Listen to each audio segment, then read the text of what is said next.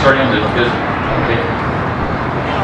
But are we starting on the what? Are we starting on just between Travis and David? Are we starting on this white shot that I have, or are we going to the Fluger water tower?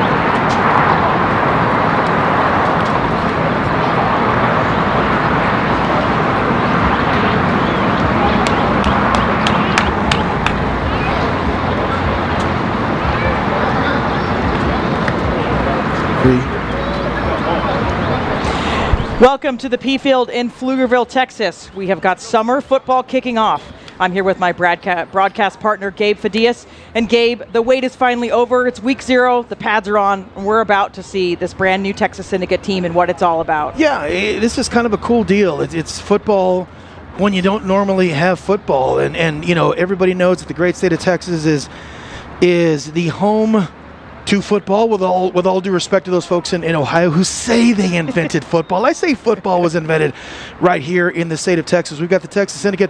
Just down south, we've got the San Antonio Toros. It's the Continental Football League. This is going to be so much fun. We're taking on the Arkansas Nighthawks today. Don't know a whole lot about them other than they are an established team from that Arkansas area that's coming in for a preseason game. And I'm just really thrilled that they brought back the Continental Football League. You got some info about this fantastic league they've resurrected. Yeah, it's definitely a revival of the spirit from the 1960s, but you know, it's got a twist and it's a little bit smarter for today, but it's a true developmental proving ground designed to showcase emerging young talent under a unique community-driven model. Roster spots are really tight, and we actually talked to coach or owner Quincy Workman about that this is sort of a trial where they're going to figure out who really is going to be in the 36-man squad. Yeah, it's always one of those things that's a bit ambiguous when you go into this late before the start of the season. Quincy did not hold back. You know, when we asked him, you know, is this roster set? He said no. He said, we have a great idea. Attitude is great. We want guys that can jump, run, catch, throw, all those things. But attitude is a big thing with this Texas Syndicate. And he was very clear that this is the final test before the start of the season. Yeah, it is, and we know Arkansas Nighthawks coming in, you know, they want to be in the CFOFL, and this is sort of their tryout as well to show that they can do it as a semi-pro team.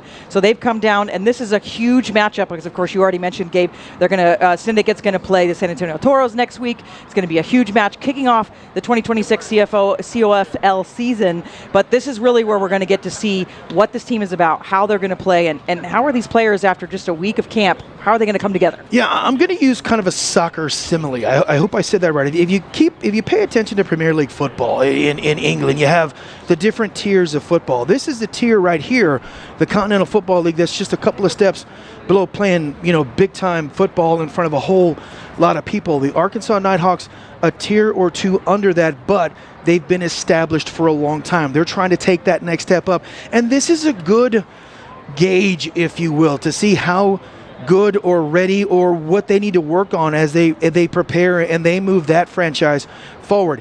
The difference between the Syndicate and the Nighthawks. The Nighthawks have been playing for a long time, and owner Quincy Workman said they've been playing for a long time. We are in our infancy. This is our first game.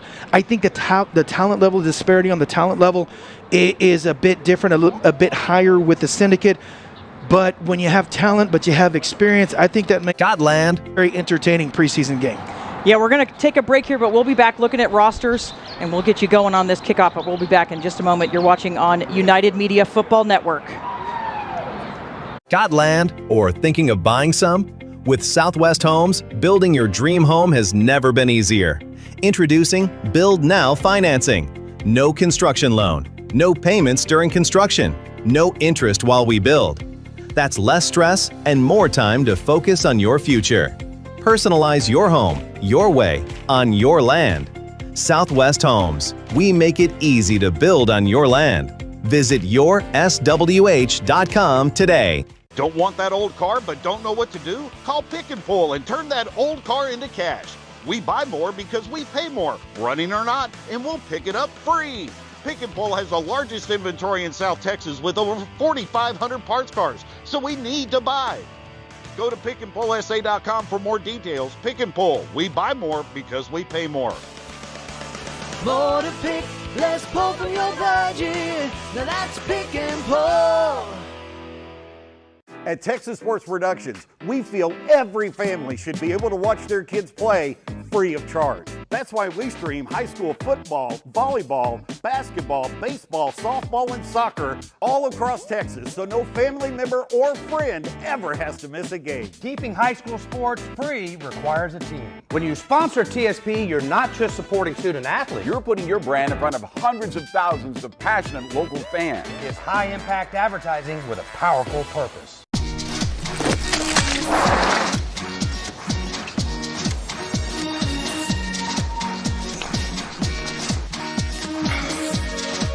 It's good to be different.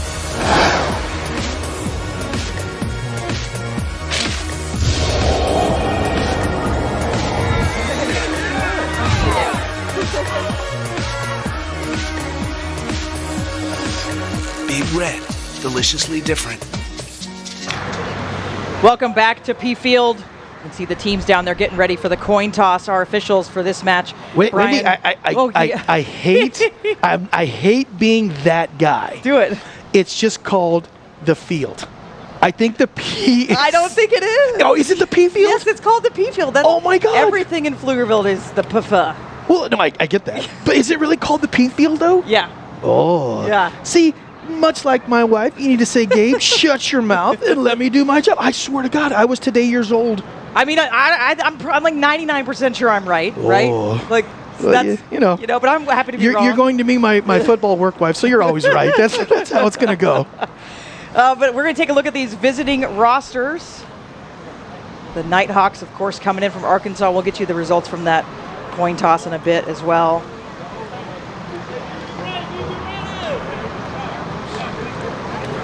There's the starters offense. So that's the home team, the Syndicate. Our quarterback, of course, Jeremy Hunt. Running back, Zachary Russell. Wide receiver, Dejon Bell. Wide receiver, E.J. Howard. And then we've got a couple other wide receivers, Marcellus Johnson. Tight end, Gamble. Right tackle, Jalon Lewis. Right guard, Jasante Lee. The center, Clayton Boatwright. Left guard, Davion McGill. Left tackle, Deshaun Allen. And then the defense, defensive lineman, Cole Gustafson. Defensive lineman Emmanuel Johnson, a third defensive lineman, Nane Asante, Joshua Brown. Our linebackers, Michael Robinson Jr., Jacob Berry, Tedrick Lowry, and then our DBs, Rashad Morris, Trevante Gilmore, Stacy Brown, and Lacria Pleasant Johnson. And now the visitors, as we get a shot of coaching staff down there. We did see Coach Champagne.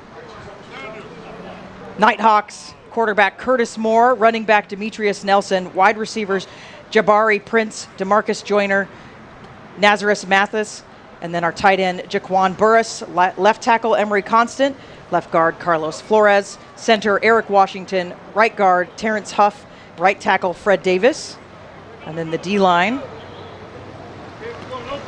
Defensive end Shondrick Woods, defensive tackle Zach Clayton, Dallas Whitaker, defensive end Devontae Williams, Outside linebacker, Justin Harris. Middle linebacker, Octavian Washington, which I think wins best name of the night. There you go. OLB, the Adrian Fultz. The cornerback, Maverick Kipper. Cornerback, Antavarius Drake. And then the free safety, Terrell Clark.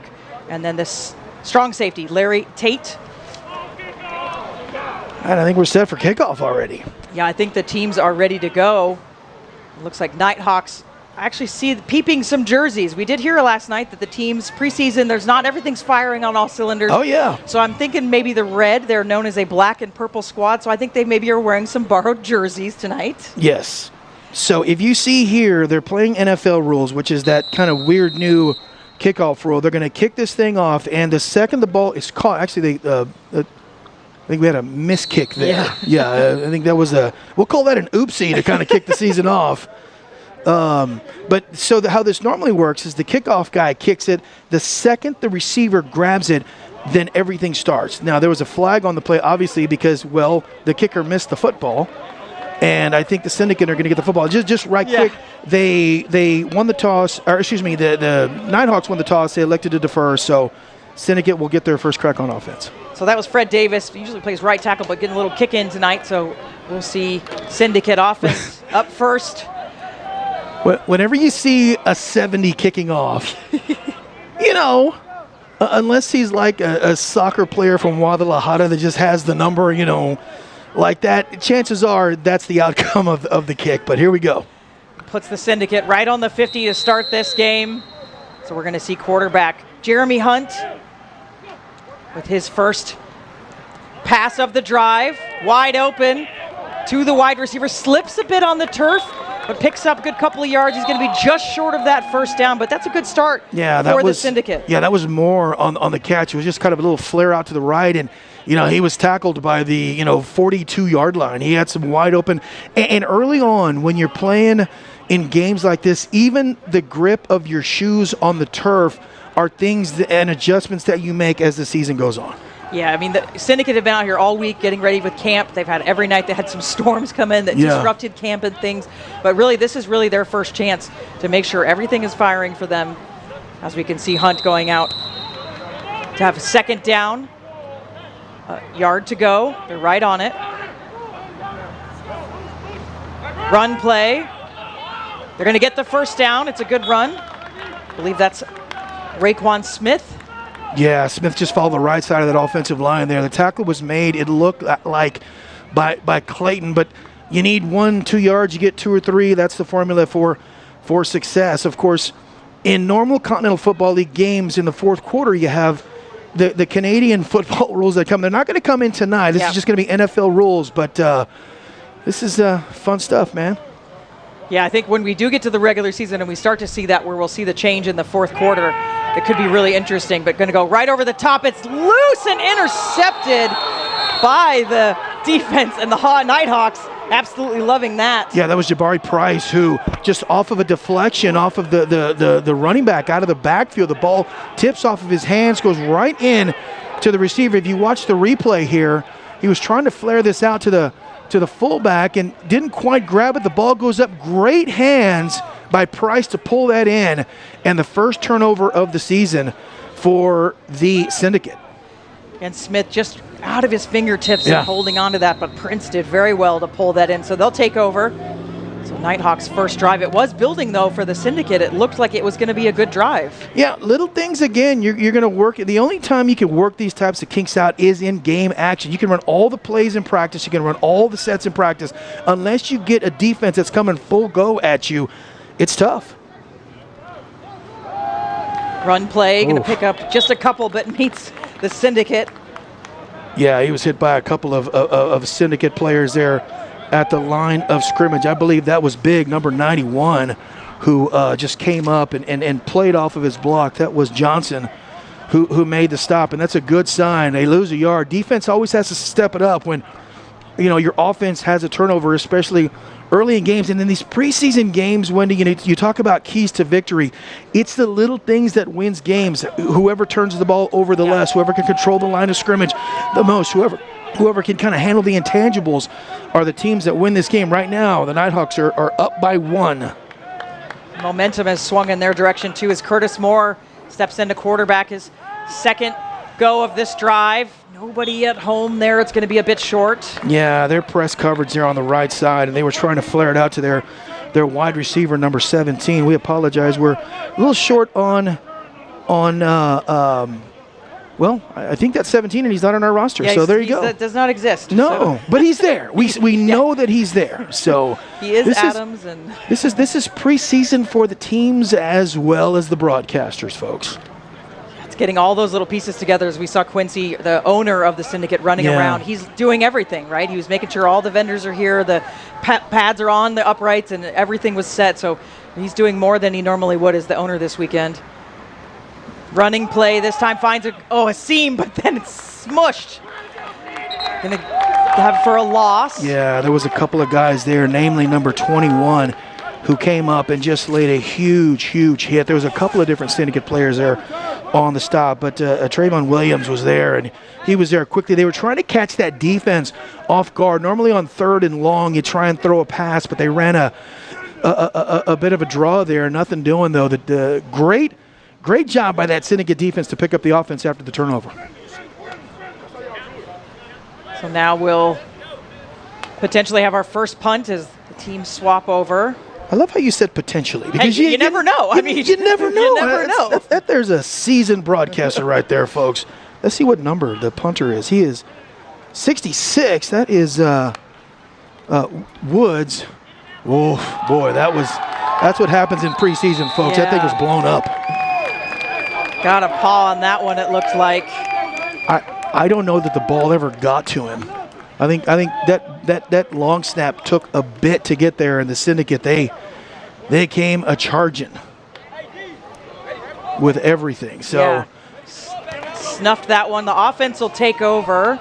Syndicate, this is great position on the field. I don't think that counts as a turnover in the stat line, but it might as well be a turnover when you're not able to get a successful punt out and you got the football there at the 25-yard line. It's like that last interception never really happened. It's like they continue to drive the football, and they've got it now. What, on the 27?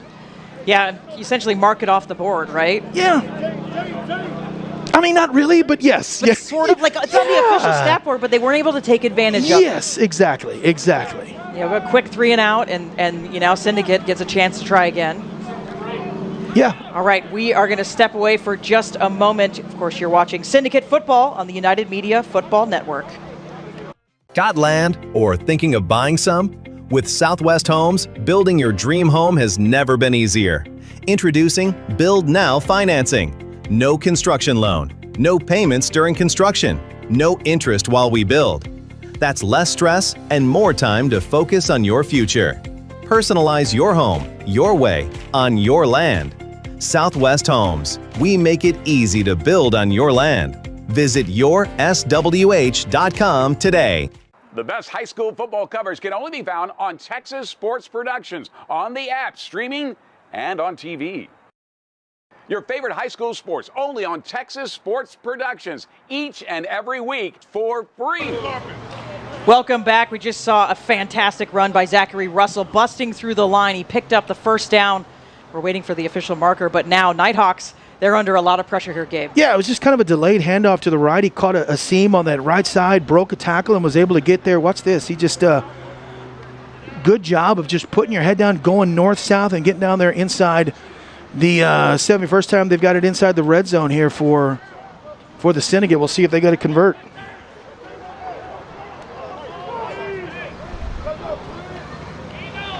Play fake. Hunt's got it. He's got to use his feet. Just going to chuck that one away. Nobody open for him. Well, he almost threw that into the stands. A good job of getting rid of the ball. It's great awareness of knowing you got nothing down the field. You roll out to the right. Make sure you're outside the tackle box and just throw that thing away. And this is the beautiful thing about the different levels of football. When it is football 101, that's a great play. You don't really see it in a stat line. All you see is an incompletion. But you see a heads-up play by a quarterback who's fighting for a spot on this roster and on this team and on this offense. That's a heads-up play. And what it does is it keeps you where you're at and it gives you another shot. Yeah, Jeremy's got a ton of experience. University of Findlay, University of Louisiana. I mean, he's crushed it. And so he's fighting for a shot here. This is a big chance for the Syndicate. Looking for the open man. Flag behind. Hunt's going to use those long legs. Going to get across. Yeah, he walks in, but there's a flag there. It's going to be a hold. 99% of the time, that's a hold. Whenever you have that much time. Well, I think, did I see hold, or what was the signal? It happened so quickly. Yeah. And I think you stole my reading glasses. I'm not going to lie. I'm a big conspiratorial guy. I had reading glasses, just saw them, and now they're like gone. Yeah. I think Jay Riley stole them. I really do. He came in and he said, "Hey, have you seen my sunglasses?" "Oh, here they are." Yeah, and he great. grabbed something and he split. But he is writing my checks. All right, so backed up a bit. Yeah, it was a hold. Yep, it was a hold. Yeah. So they'll get a shot again. Relieves a little bit of pressure for Nighthawks. They don't have to be but still red zone football. Yeah, and these are the types of little things that you work on in games like this, working the kinks out in these preseason games. You know, this coaching staff, this ownership group, they're looking at how good or bad these teams make adjustments. Whistles again. Delay of game, I believe. Yeah. Massos can back it up another 5 yards. Oof. Again. Those are the types of things that happen in games like this, especially with franchises in their infancy. If you're making these penalties 3 or 4 games into the season, you got problems. You want to have them in these types of moments right now. Yeah, this is just reps, right? Like getting it all right. This is time to do everything. Of course, you'd prefer not to have them, but they'll get another shot here. This time, Hunt's going to keep it. Big throw. What a pass. Just waiting there. Touchdown for the Syndicate. Another flag. Yeah. Another one. Yeah, that was number 17, Bell, wide open, ran a great route. So that's going to be on the Nighthawks, I believe. So that touchdown's going to stand, and great play. Just a rollout and a perfect pass. I mean, football 101, you throw the ball where the receiver is. If he's open, catch it, touchdown. So Bell with the official first ever touchdown for the Syndicate. There you go. Mark that one down into the history books as summer football is back. Point attempt coming up.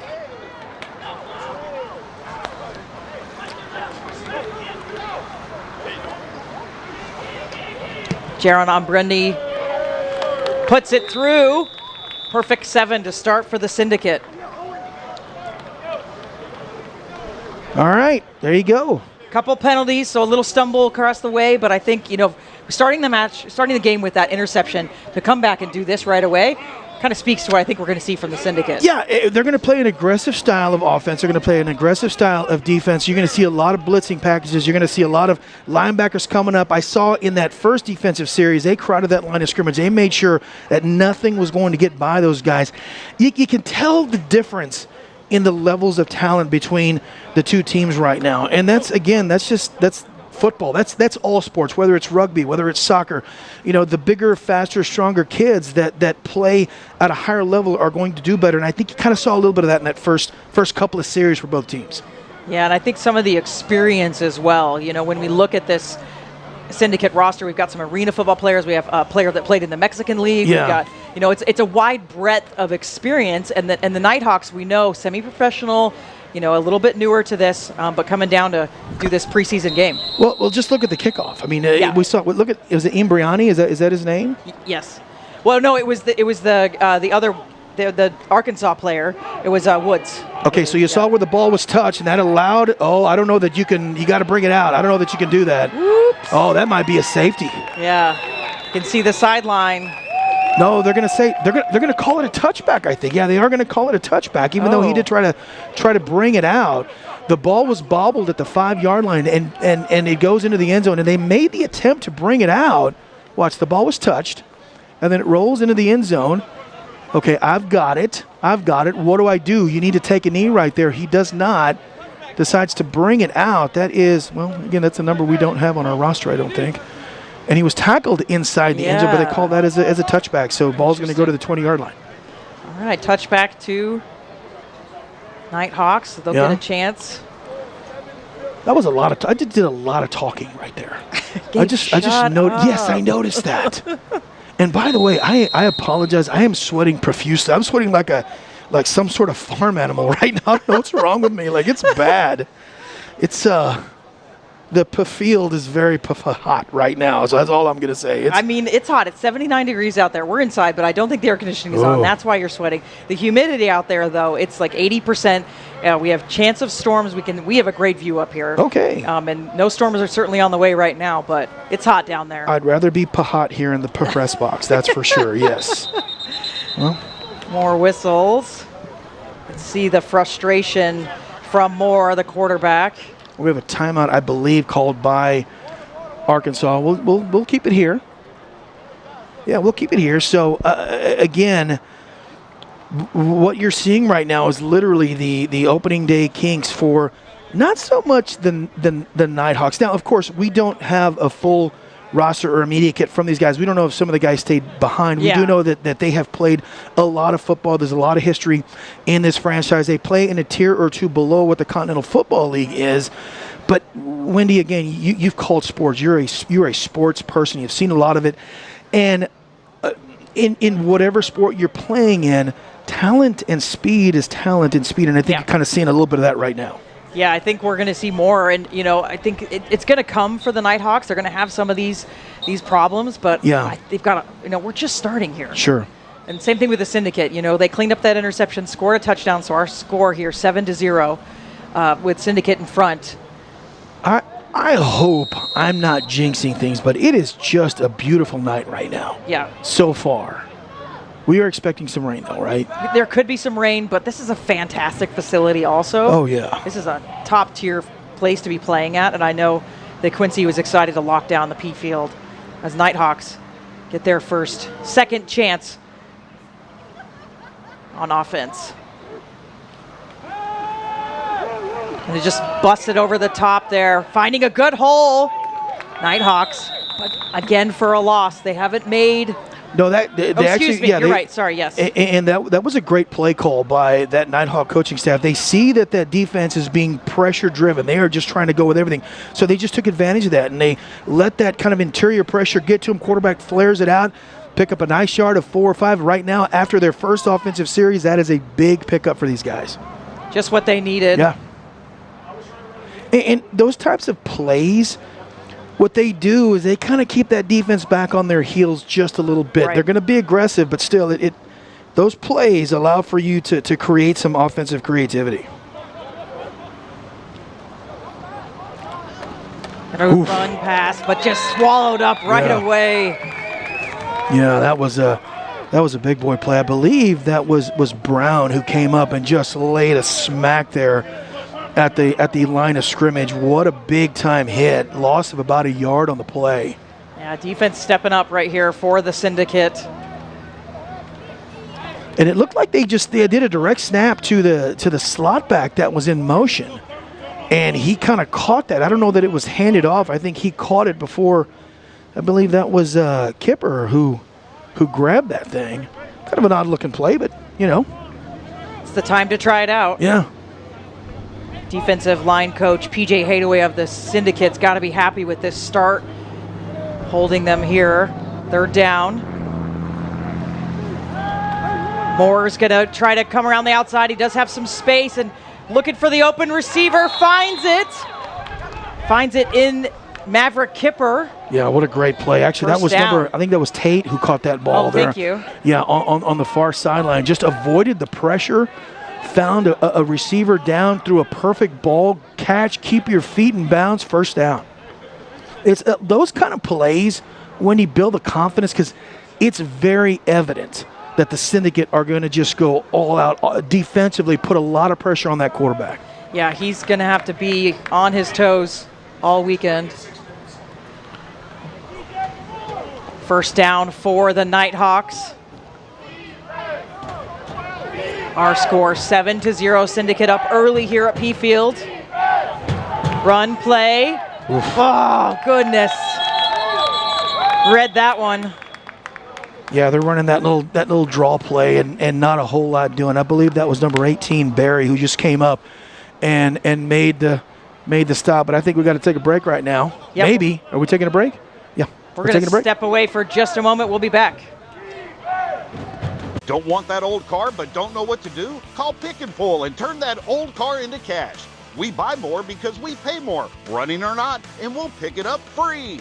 Pick and Pull has the largest inventory in South Texas with over 4,500 parts cars, so we need to buy.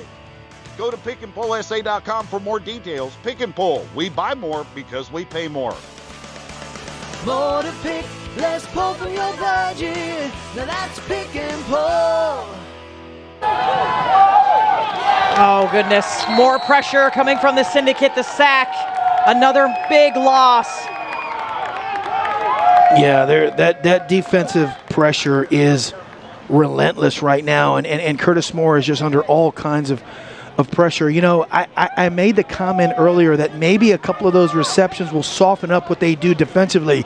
It has not at all. They are full bore on that defensive line, and they're also bringing linebackers to put as much pressure on Moore as they possibly can. And the results right now, Wendy, are very good.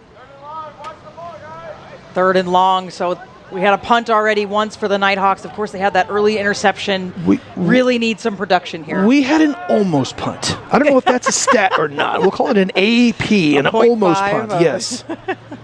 It's like a half, no, not even a half of a punt. I don't even know that ball. So expect more pressure to come from the Syndicate. Yep, Moore's going to have to scramble. He's looking downfield. Oh, goodness. So much pressure on him. He just has no options right now. Yeah, I want you to watch the effort of the left defensive end. I'm trying to get him to turn around so I can see his number. These jerseys are really hard.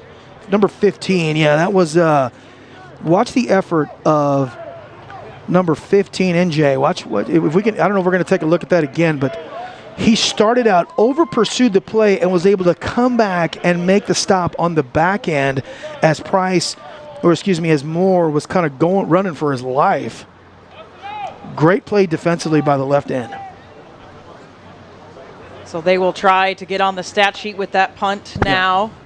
Yeah. And those are the types of things that you know, Quincy Workman and Champagne and these guys that make the difference. They want to see guys whose motor does not stop. A lot of times you'll see a kid go around, he over pursues and then just kind of stops. Sure. And Jay didn't do that. He over pursued and then he came right back and made a really nice play. Yeah, I mean, this is the final audition, right? So they're we've seen the depth chart. They're going to move everybody around. They're going to see everybody in different spots as Nighthawks now back it up again.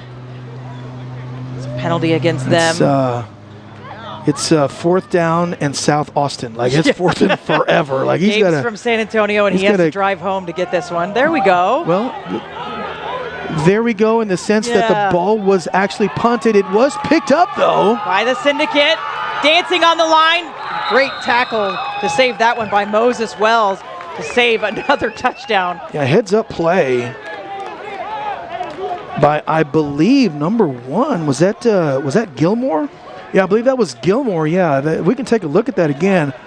Gilmore with a heads up. Normally you teach your guys to get away from it. Gilmore grabbed it, saw that there was nobody in front of him, and just took off and just about gets in. He's knocked out of bounds there at the 4-yard line by Moses Wells.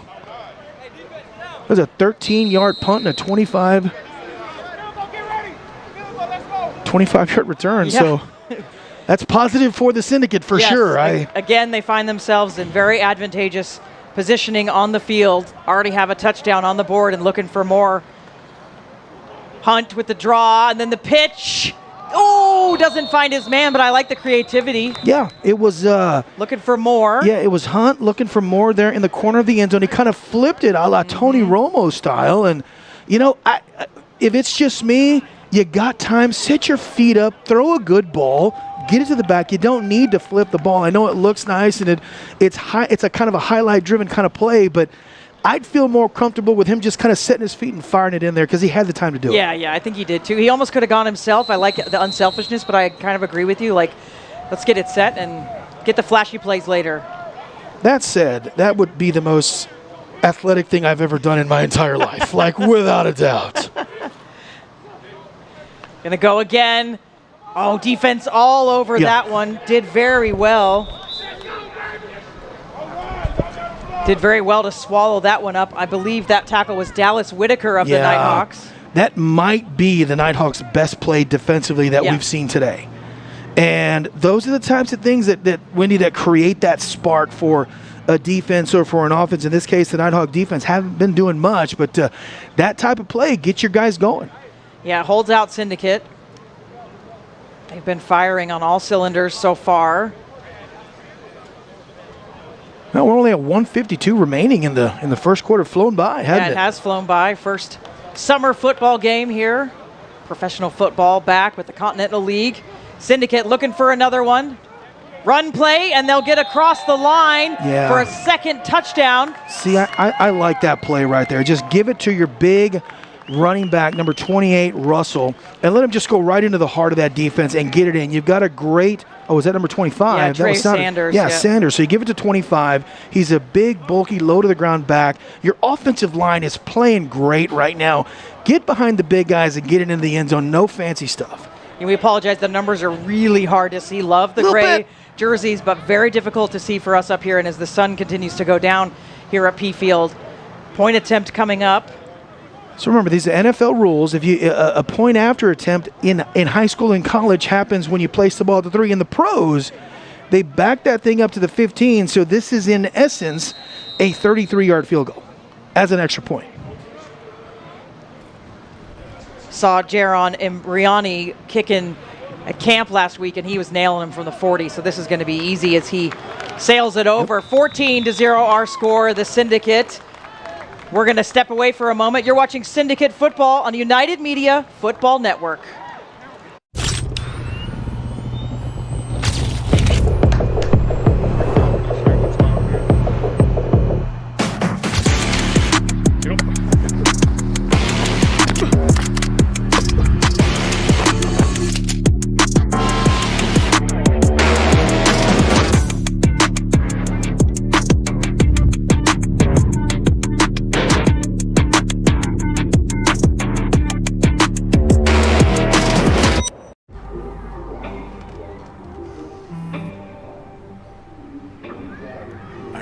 So sad. You've got a roof over your head. You gotta stop with that depressing stuff. You alright? It just feels like it's coming from everywhere. Do you want to talk about it? You can talk to me if you're feeling sad. Whenever you need to talk, I'm here, okay?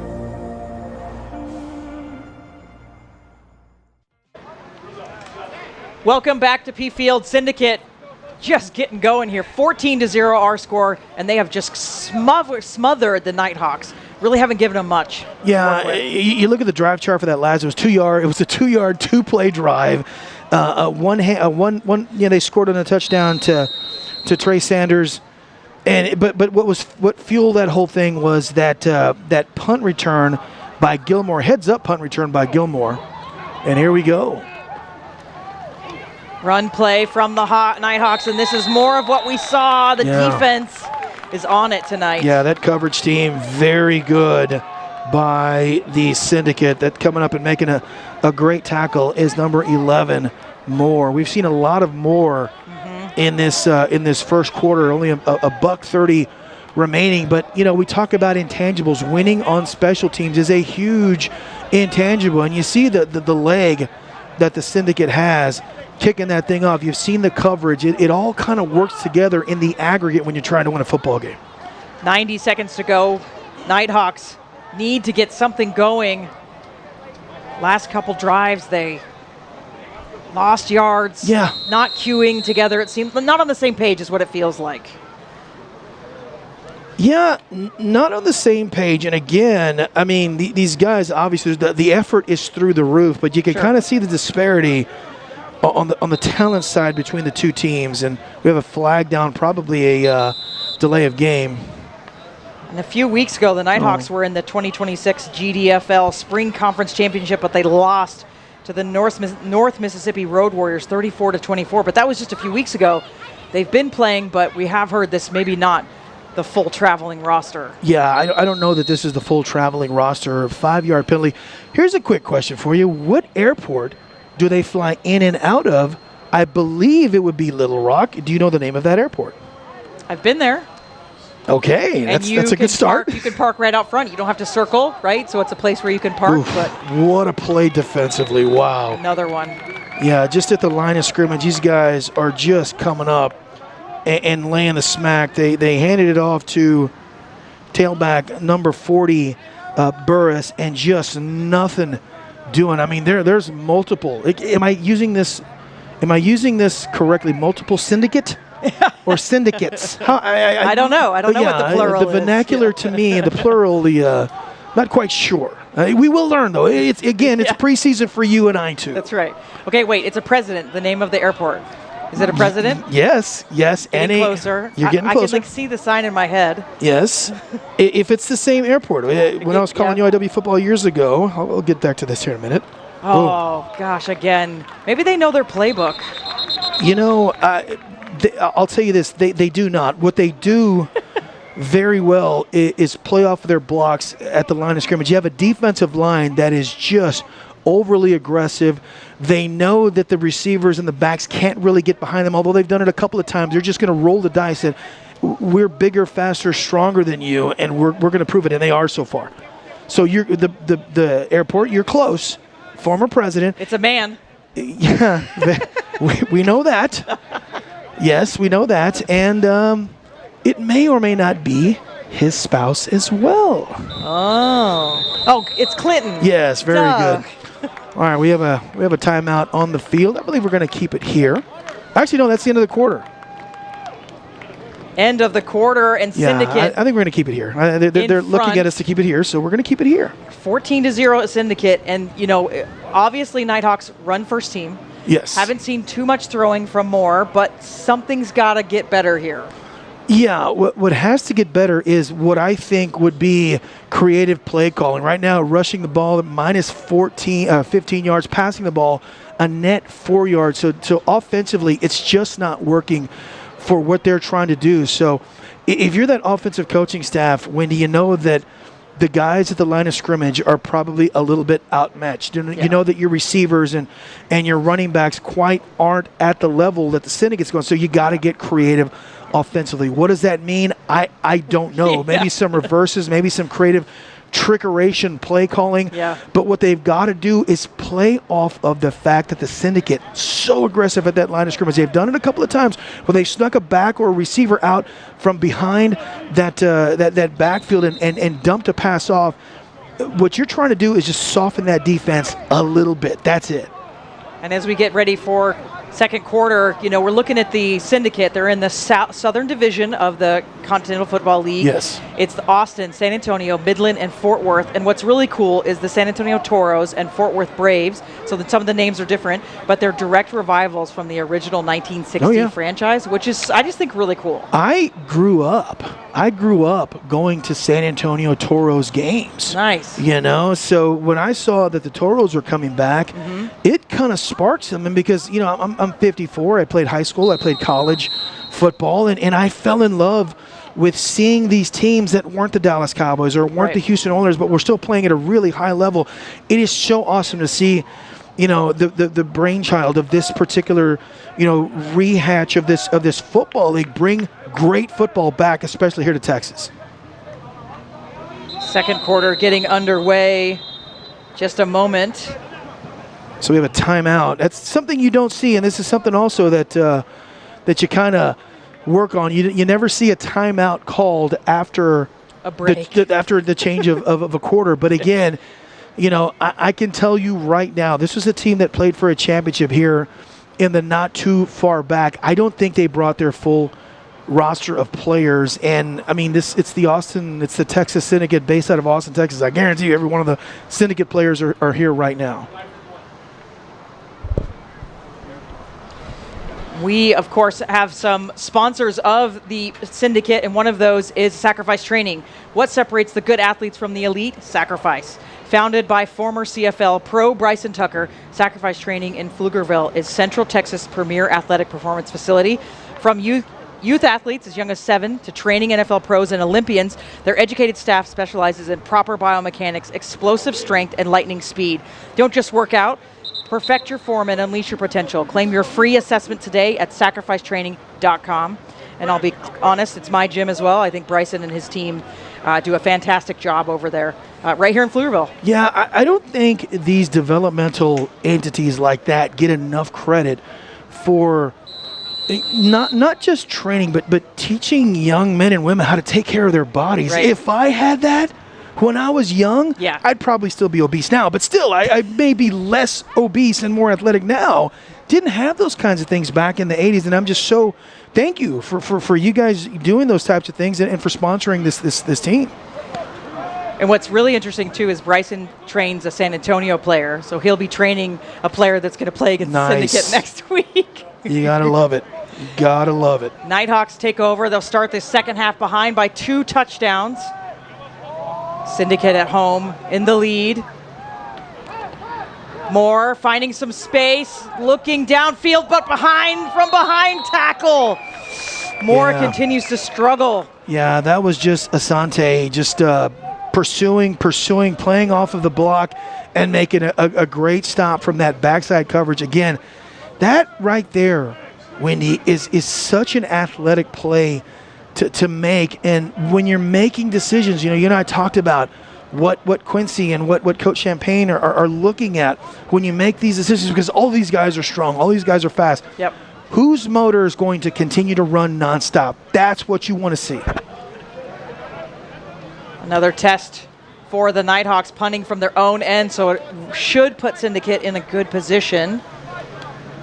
Yeah, unless, Chandrick Woods is hiding something we ain't seen. I agree with you. This should be good field position for the Syndicate. His last punt not far, just a couple of yards. 13, maybe. I think is what 13 yards, so getting out of there, though. The Nighthawks, 3 passes, 3 sacks. Yeah. It's tough. Yeah, and again, it's that's it. Oh boy, that's not a good start. But he got the ball. It's a better away. punt. It's the best punt of the game so far, and Syndicate underneath it. Yeah, I think that again was the same guy who almost took it to the house. Is that Gilmore again? Yeah, I believe that was number 1, Gilmore, who caught that. But that was, to say it nicely, kind of a funky start to that punt. I think it bounced 2 or 3 times. 17-yard punt. There you go. That's a little bit better. Yeah, a little better. And Amsley dropped it, had to pick it up, pressure on him. I mean, pretty good, actually. Maybe he does better under pressure. I will take it as a win for the Nighthawks right now.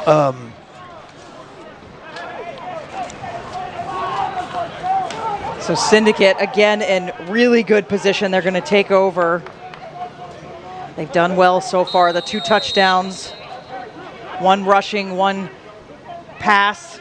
So we've seen the repertoire from Hunt. Oh, now we've got, Hunt is still in. The pass, wide open, some footwork. Oh, he's going to go the distance here. Syndicate go in for a 3rd touchdown, and it's Moore. Yeah, it's Moore once again. It starts with great blocking at the line of scrimmage, and then after that, finding a receiver, making a catch, and then right there, Wendy, the athleticism just takes over. That's it. The athleticism just takes over as Moore grabs that ball and then just goes. Yeah, Blady Moore out of Reedley College was a top 7 standard district wideout weapon, and 6A has a 4.39 40-yard dash.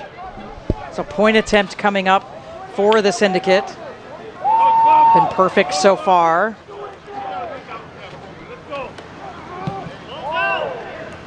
Sails through the uprights. Syndicate in charge here, 21-0. We'll step away for just a moment.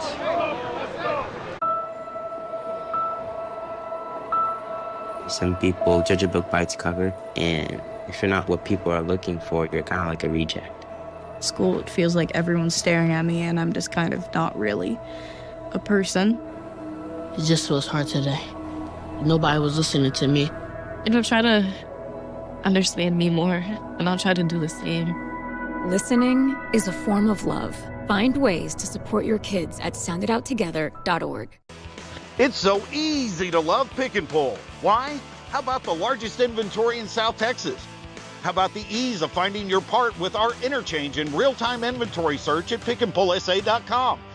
How about an organized yard and maps to find your parts, plus a shuttle? At Pick and Pull, we make it easy to save money on the quality used auto parts you need at a price you can afford. More to pick, less pull from your budget. Now that's Pick and Pull.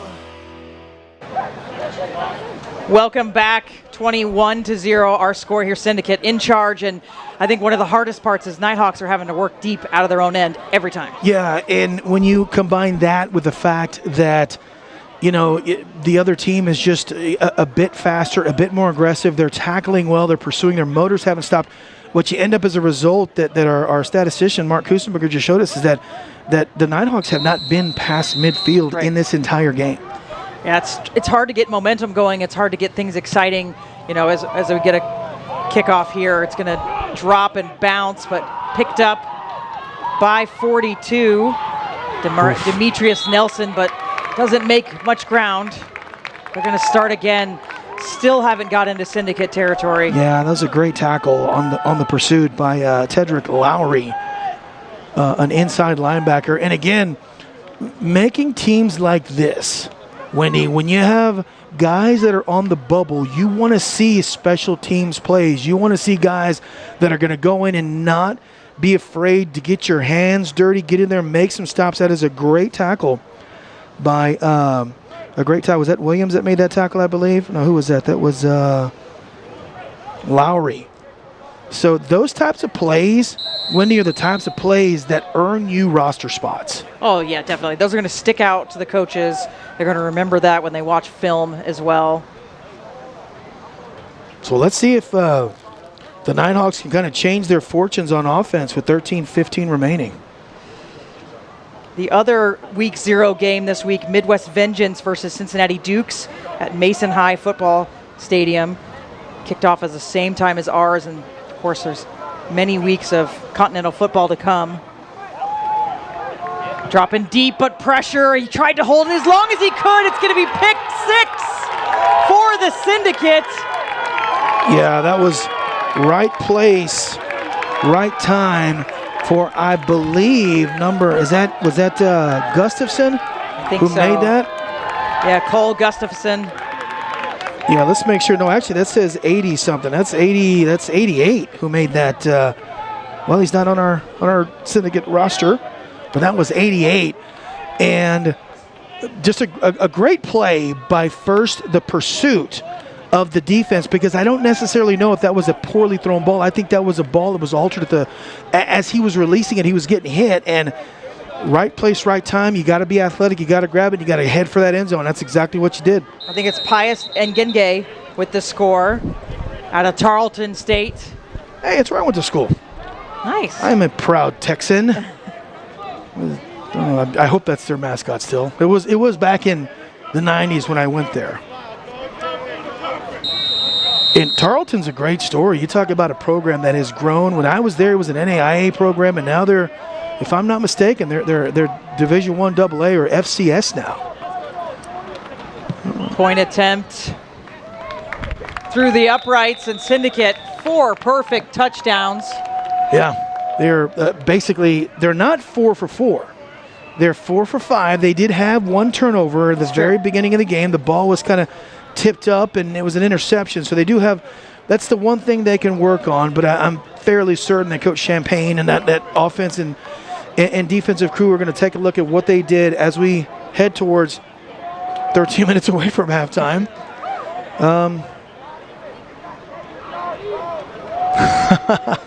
Mark said that kid had Gabe-like, cat-like skills. I don't think that's the case. I haven't seen those skills yet. No, I'm having trouble sitting and sitting. I'm complaining about the fact that I can't find my reading glasses. That's like old man 101. I circled around the empty parking lot until I found a close space, and there wasn't but like 6 cars. Well, then you had to walk up all these stairs here. Well, I did not. I took what they called an elevator. You took the elevator? Oh, yes. Okay. I took the elevator. In Week 1, we will see 3 games. We'll see first Indy Bison versus the Cincinnati Dukes, 7 o'clock Eastern, and then the San Antonio Toros, Texas Syndicate. You'll be able to watch that with us here at 7 o'clock next week. And then just see what's going on here. Oh, Nighthawks again struggling. One more game, Tall City Black Gold taking on the Fort Worth Braves, also at 7 o'clock Central. So the real action of the Continental Football League kicking off next week. But here, knocking the dust off, that Syndicate defense. Looks like there's no rust. Well, I first got to give credit to Nazarius Mathis for the Nighthawks, who is just going full go. Broke a couple of tackles. You know, that thing should have been stopped at about the 20, the 18-yard line. He broke a couple of tackles, was able to get it to the 25, which, if I'm not mistaken, is their best starting position in this game right now. Yeah. Now, you saw the effort from Mathis. Try and turn that into some positive yards. You know that you're outmatched. Get a first down. Work on some things that you can improve heading into next week.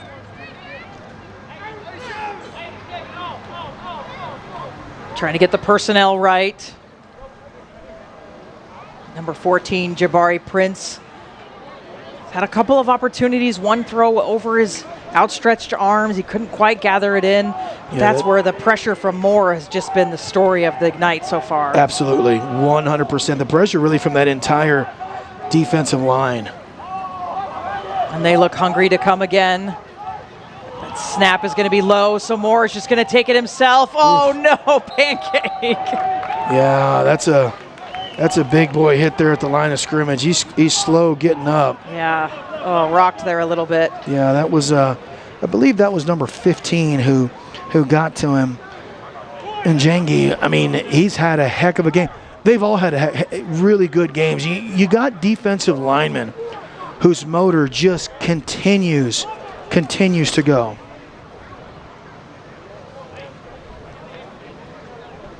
Nighthawks going to be backed up again, second down. Haven't seen the positive yards that we'd want to see. No. And something you can build from, right? Like you talked about, get a first down, but right now it's like just get a couple of yards across. It looks like they're trying to run plays they've got in their playbook. They're not even getting to the point where they can run the actual meat of the play. Drop back again. Yeah, look at that. Big sack for loss. Yeah, three steps back, and he's got a guy right in his pocket before he can get rid of the ball, and it's guess who? Yeah, it's over and over again. Number 15. Don't think we've got number 15. No, we've got him. I just think I'm saying his name wrong. Apologize for the roster. We want to recognize these players, but that's part of the operational side of things, right? Yeah, no. Yeah. Well, trust me, much like the Syndicate and the Nighthawks, the Windies and the Games will work out the kinks as we continue to move forward. We're having fun, though. That's right. You know, there are worse part-time jobs we can have, Wendy. You know that, right? Absolutely. We could be down there, sitting in the bleachers. What's the worst part-time job you ever had?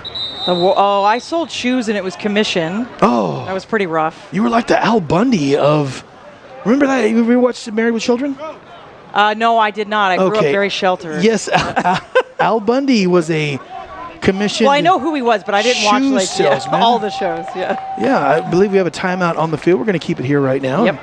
Kind of have a little bit of a conversation. What'd you have for lunch? That's a good conversation. We had late lunch, but I had some leftover meatloaf. Oh, I don't know who had a worse lunch, you or me. Oh, it was delicious. I made it. I liked it. Why do you got to judge my meatloaf harshly? I had fish sticks. That's why. I was leaving the house, and I told my wife, Katie, who's just the love of my life, sensational. She's playing mom. We've got a son who's in FFA. He's watching a goat. My daughter was going to some convention. I'm like, hey, do we have any food before I leave? She's like, yeah, there's some food in the freezer, and the only thing that looked appealing were fish sticks. And I'm going to guess, and I could be wrong, the meat of what's inside that deep fried tube is only about 30 to 40% fish. I don't think that's fish because it's not flaky. It was not very good. Yeah, it's not fish smelly. No? I don't think it is. Are fish sticks the hot dogs of the fish world? They could be, right? It's the mashed up leftovers, tailbones and fish bones. It's the whatever else it's whatever we don't use. Yeah, goes into the fish stick. Now, I'm not anti-fish stick. I don't want big fish stick to come after me. Because there's big fish stick out there. Of course, I don't know who they are, but they're out there. I will say I used to eat the fish sandwich from McDonald's, but it changed recently, and it's not the same. So they're using fish now for real? Or what? maybe it's real fish or it's less fish. Okay. It's fish-like. Yeah. It's eel or something. No, eel's actually pretty good. It's fish. It's tadpoles or something. It's who could we not offend? Fish equivalent. You know? Yeah, right? It's fish adjacent. Yeah, that's exactly what I was trying to think of, the adjacent word. All right, Nighthawks going to try to dig themselves out of a third and really long. Second quarter, 11 minutes to go. Oh, knocked down at the line. Could have been another interception. Count themselves lucky there. That's the first time. That's really the first time that Moore's had a chance to set his feet and throw, give the defensive backfield a chance to do something, and they did. Yeah. Excellent coverage, batted that ball away, and now we have another punt. Another punt. We saw the longest punt a little bit ago. So 13, 17 yards? 17, I think, but the snap hasn't been 100% today. We've struggled with that. Snapping is hard. I was a center in high school and college. I was a long snapper, and that's hard to do. It's hard to snap a pigskin between your legs 15 yards on a tight spiral back to a punter. It's just a hard thing to do. Yeah. I came to camp early to watch and just pick up on the Syndicate and get what I could get, and he was snapping it. He was, what do you say, throwing it? He was snapping it? You basically throw a pass between your legs. It was impressive watching him do it. Yes. Yeah. I don't Syndicate know guy. another sport that does something. Well, I guess rugby has something similar. Don't you pass it through the... Not really. Through the legs? Yeah, you do. Don't you do that between the... Yeah, but it's not a pitch, Yeah. It's okay, more, there we go. Here's Look a at punt. And away from any danger, picks up, rolls. I think that ball is live. Did he touch it? Flag down. Did he go out of bounds? So there's flags on the field. When the flag is down there, it looks like it's a hold or a block in the back by the Nighthawks. I don't necessarily know that. Unless it's blatant, man. Let's have a OKC San Antonio officiating crew and call nothing. You know what I'm saying? Yeah. I'm an SA fan. I'm not criticizing the referees, but I think they're the worst I've ever seen in my life. Now, if you're an Oklahoma City fan, you're probably saying, you're happy. Like, what are you talking about? They're great. All right, it was against the Nighthawks. Yeah. What separates the good athletes from the elite? Sacrifice. Founded by former CFL pro Bryson Tucker, Sacrifice Training in Pflugerville is Central Texas' premier athletic performance facility. Don't just work out, perfect your form, and unleash your potential. Claim your free assessment today at sacrificetraining.com. What will you sacrifice to be great? So here's something cool. That was a 30-yard punt, I believe. Nice, okay. Yeah, 30-yard punt, but with the penalty, the 10-yard penalty, it kind of steps off. So the Syndicate are going to start in great field position. Again. At their, it's funny, we say that the Nighthawks haven't crossed midfield. I don't know that the Syndicate has started the last few possessions on their side of the field. I think they've started everything inside of Nighthawk territory. So I'll say this: they've come to play. Yeah. Syndicate's had great position. It's pretty much been around the 30s here, and have racked up those points. 28-0.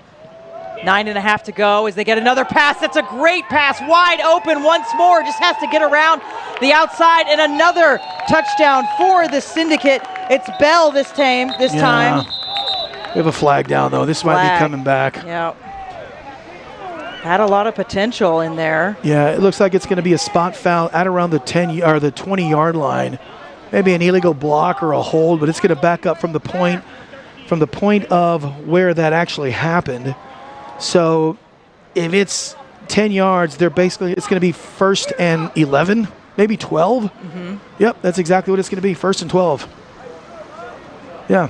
That's kind of that odd little nuance to football where you're like, what do you mean 1st and 12? Well, right. you catch the ball, you got a penalty near the first down markers. It's a spot of foul that backs it up from that point that the foul took place, so 1st and 12. So that play basically... Do-over. Yeah. Do-over -2. How's that? Yeah, except for Bell doesn't get the touchdown. Yep, he does not. Still 28-0.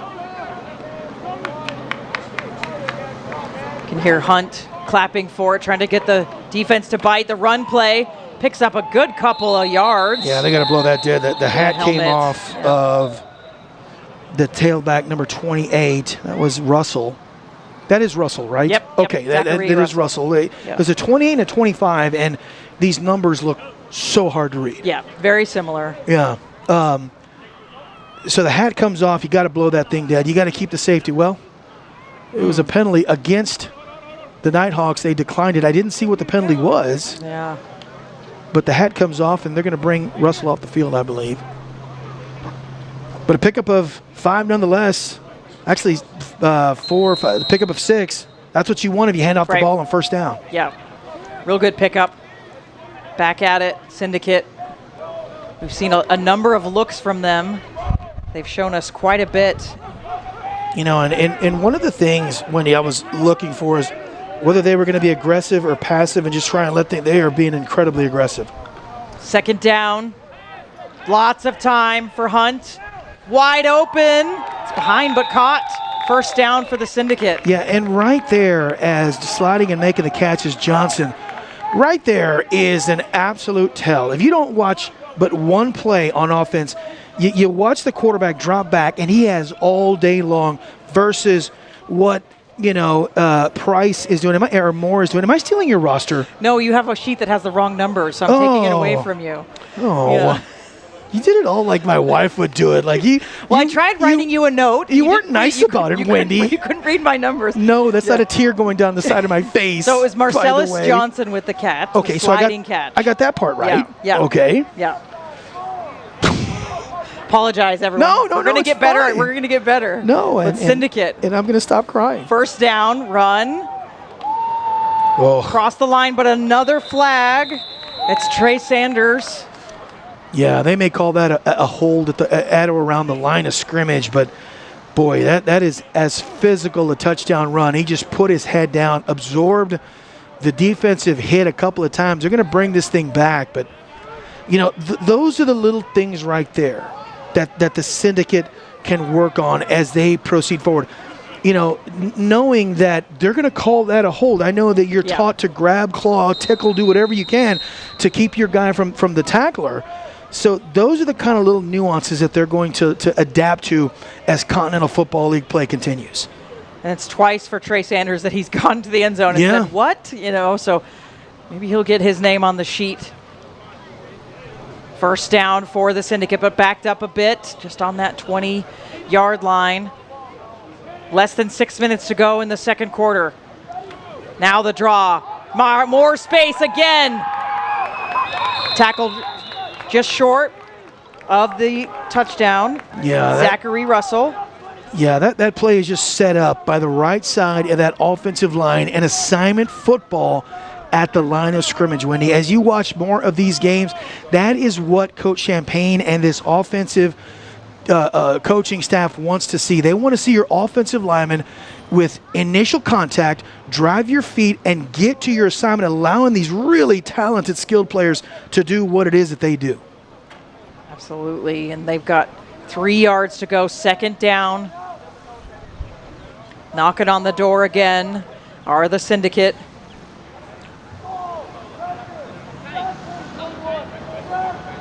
Breadth of options.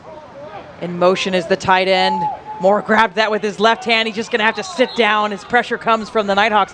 That's a positive they can build from. Yeah, that's Noah Wells. And that play was started by a bad snap. If you look at Hunt having to reach out and grab that football, it just throws the play off a split second. Watch this. He has to go out and get it and go left.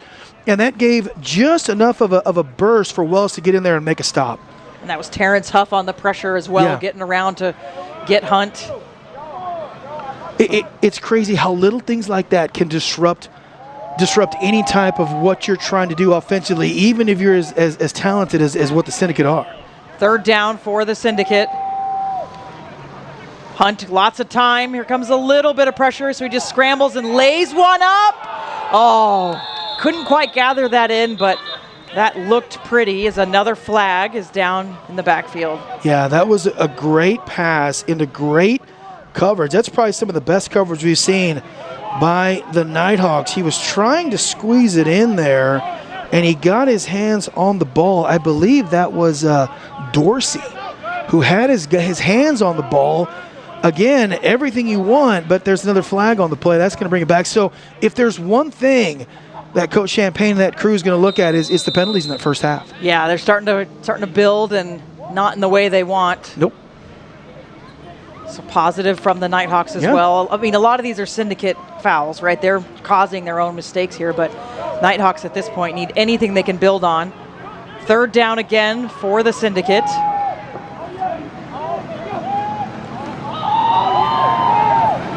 Hunt just has so much time back there. He's going to just squeeze out of that. And again, he's got two open receivers. Just has to find him, and he can't find him as he's scrambling. Yeah, I'd like to see him make a quicker decision.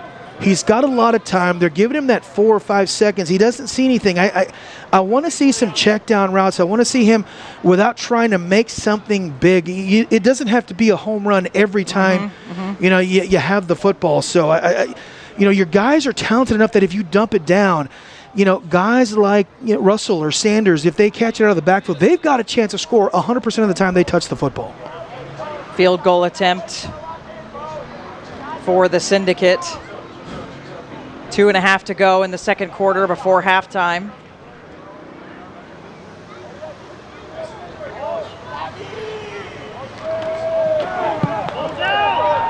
Field goal attempt through the uprights. Yeah, we have a couple flags on the play, but I think it's going to be against the Nighthawks. We'll see if that's good. Yeah. Yep. Send it. All right.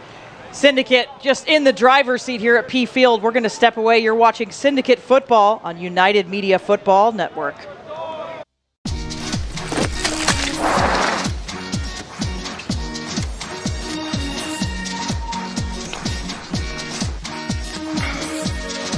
Tastes good to be different.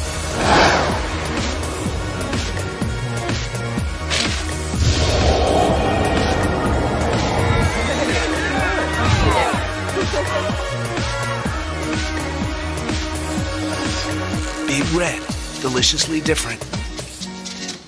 Got land or thinking of buying some? With Southwest Homes, building your dream home has never been easier. Introducing Build Now Financing. No construction loan, no payments during construction, no interest while we build. That's less stress and more time to focus on your future. Personalize your home, your way, on your land. Southwest Homes, we make it easy to build on your land. Visit yourswh.com today. That scoring drive was 7 plays, 9 yards for the Syndicate. They get points, that's all that matters, 31-0. Well, it was a longer drive, and you'd think 7 plays, 9 yards, a lot of penalties. They get it down inside the 2 or 3, and then a holding call. I think there was 2 or 3 holding calls on that backed them up all the way back. Just to get back to, Jeremy Hunt, insanely talented quarterback. I'd like to see him make decisions a little quicker. Again, you don't always have to go for the home run every time. Yeah, he's had a couple flashy moments and maybe just needs to buckle those down a little bit. The return. Oh, goodness. That's more with it. Stood up in that tackle and took a shot. Yeah. Excuse me, it's not more, it's 42. No, that's 20. I believe that's 22. Yeah, that's 22. That's, so Maverick Kipper. Yeah, that's just a massive hit by Kipper. And again, those are the types of things that keep you on rosters.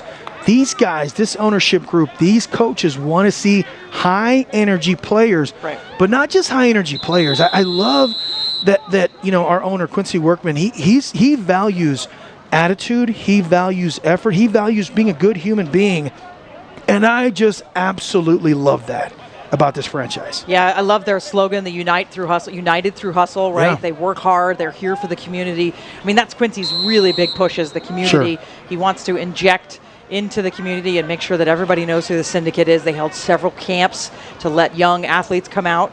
And that's another part about the Continental Football League that's really cool is you have to have a certain number of local homegrown players as well, which I think is really cool. Yeah, he's from that Texas Tri-County area. I believe he's in Northeast Bexar County.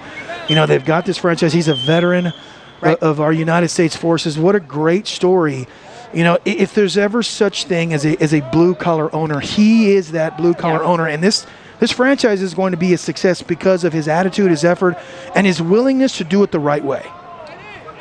Nighthawks, just under 2 minutes to go in the second quarter. Haven't been able to get anything really going. Going to go with the run again. They are that run-first team, but that defense for Syndicate. Yeah. It's a gray wall down there. Yeah, they tried a little inside handoff on kind of a draw-type play to Atrion Fultz, and that defensive line. Again, I don't know who has a more talented side of the ball. Is it the Syndicate offense? Is it the Syndicate defense? They've both, Wendy, been very impressive in the early stages of their inaugural season. Doesn't look like they just came together for camp last week, no, right? It does not. Like they met, they had a meet and greet. My son and I went and met the team. It was great. They were so kind to my young son.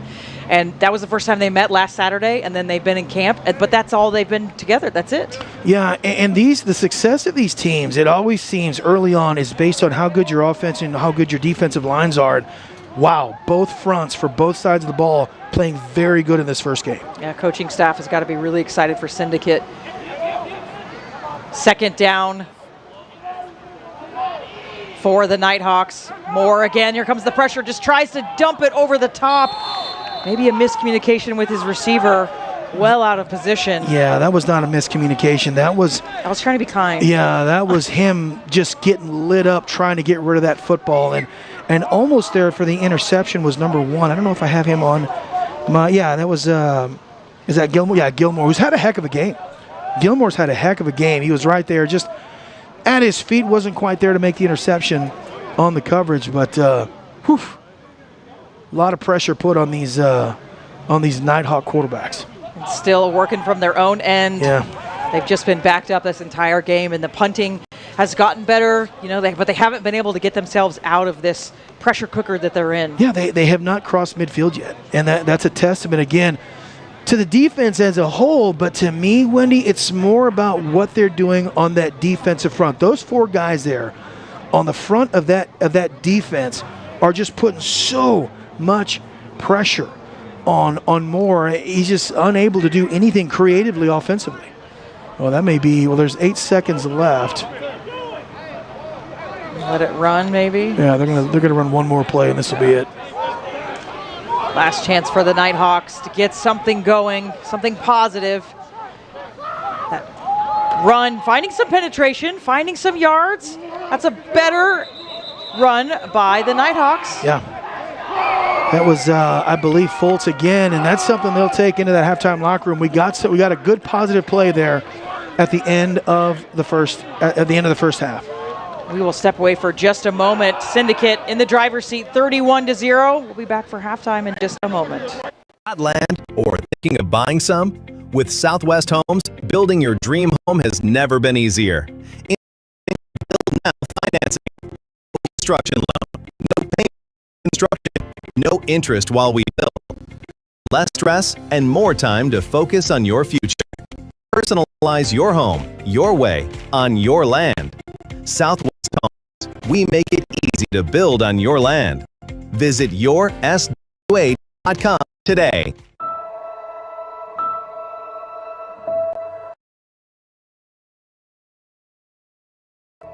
I feel that I'm not getting the attention that I need, and it's a lot built up in my chest. I would just want you to listen to me more often and evaluate situations with me and lead me towards success. Listening is a form of love. Find ways to support your kids at soundedouttogether.org. Got land or thinking of buying some? With Southwest Homes, building your dream home has never been easier. Introducing Build Now Financing. No construction loan, no payments during construction, no interest while we build. That's less stress and more time to focus on your future. Personalize your home, your way, on your land. Southwest Homes, we make it easy to build on your land. Visit yourswh.com today. Don't want that old car but don't know what to do? Call Pick and Pull and turn that old car into cash. We buy more because we pay more, running or not, and we'll pick it up free. Pick and Pull has the largest inventory in South Texas with over 4,500 parts cars, so we need to buy. Go to pickandpullsa.com for more details. Pick and Pull. We buy more because we pay more. More to pick, less pull from your budget. Now that's Pick and Pull. At Texas Sports Productions, we feel every family should be able to watch their kids play free of charge. That's why we stream high school football, volleyball, basketball, baseball, softball, and soccer all across Texas, so no family member or friend ever has to miss a game. Keeping high school sports free requires a team. When you sponsor TSP, you're not just supporting student athletes. You're putting your brand in front of hundreds of thousands of passionate local fans. It's high-impact advertising with a powerful purpose.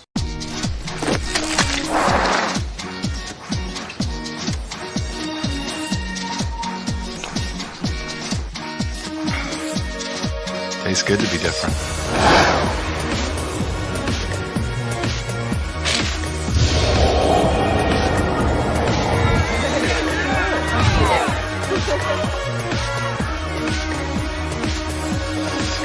Big Red, deliciously different.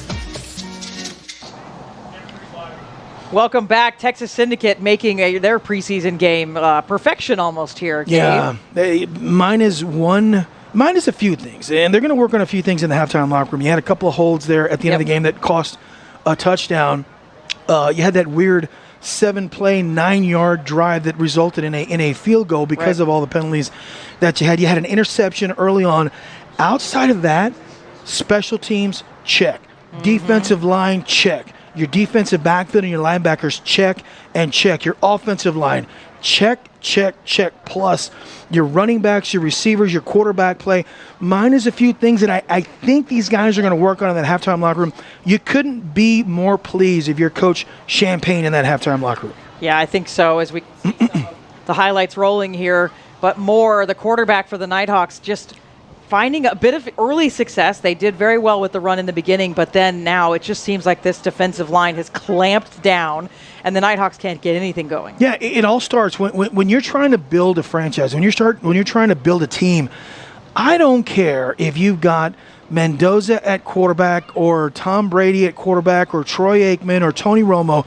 You got to have great offense and defensive lines to control that line of scrimmage to give those guys an opportunity to be successful. Right now, both the defensive line and the offensive line playing out of this world in this first half. Yeah, they definitely are. A couple of touchdowns across the board, as you can see them flying through here on the replays. That one, a good run. We've seen a lot of action from Russell and then also Smith, 23 and 28. Yeah, playing very, very well. And what I like about these guys on that last play, you see these guys falling forward. That's a thing you got to teach a running back is when you get to the end of the play, fall forward, you're going to get a couple of extra yards. Watch this play here, just taking it in to the house. Again, you can teach X's and O's, Wendy, but like any sport that you play, whether it's football, whether it's rugby, soccer, you see the bigger, faster, stronger guys rising to the top, and I think that's what you're seeing tonight. Yeah, I think so. It's that big difference. You know, we talked about the Nighthawks are down as a big throw there for Hunt, dropping in a touchdown pass to Bell. But I think the big difference is that, you know, the Nighthawks are coming from a league that's a couple steps down. Yeah. They've expressed interest in being in the Continental Football League, right? But Syndicate look like they've just come out and put their camp together. Everybody's firing. Everything's coming together, except for those penalties that you mentioned as well. But it's looking really good for the Syndicate.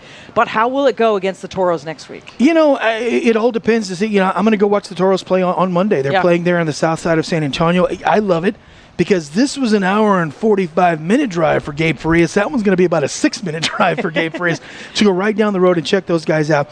And we'll see. But knowing what I know about and talking with a couple of the broadcasters that they have, you know, Greg Simmons, they've got just an absolute great broadcast crew down there. You know, these teams are built very similarly. We've got the skilled player guys, but we can't win football games if we don't have big physical guys that dominate the presence on the defense and offensive lines. I think you're going to see two teams that are going to be very well coached, very well matched up. Yeah, I think so. And you know, we're just starting this inaugural season of the revival of the Continental Football team, and I think we're seeing the history here. I think that's really important to the league.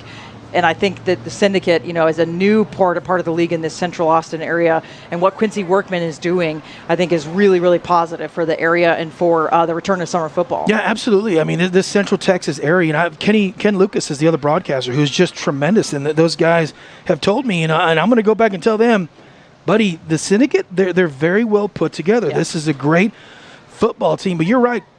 Football in Central Texas, I think when you start at the youth leagues and you go up to middle school and high school and you get into college, it doesn't get any better than what we see here in Central Texas. And I count San Antonio. You got UIW that's played at a very high level. You've got UTSA who's played very, very well. You've got the University of Texas who's played for a national championship. You've got who's doing very well.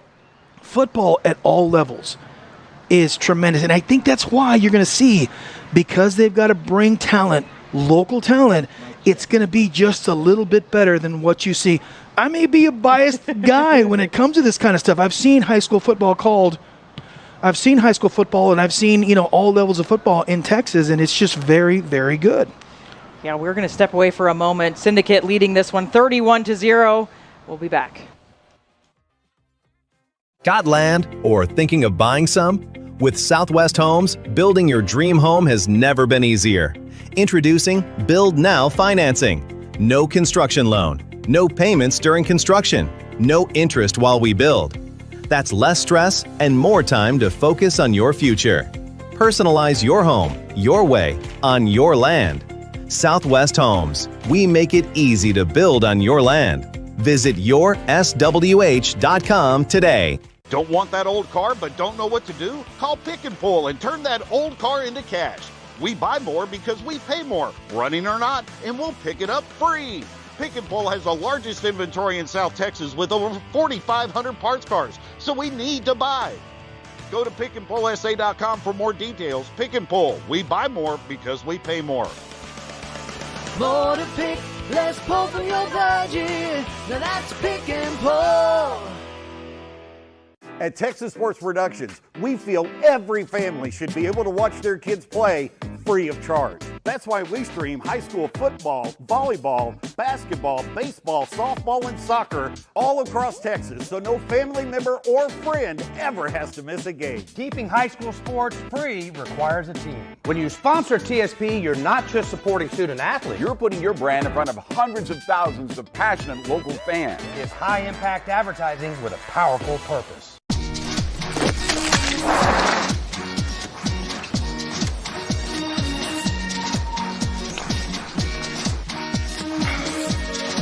Tastes good to be different.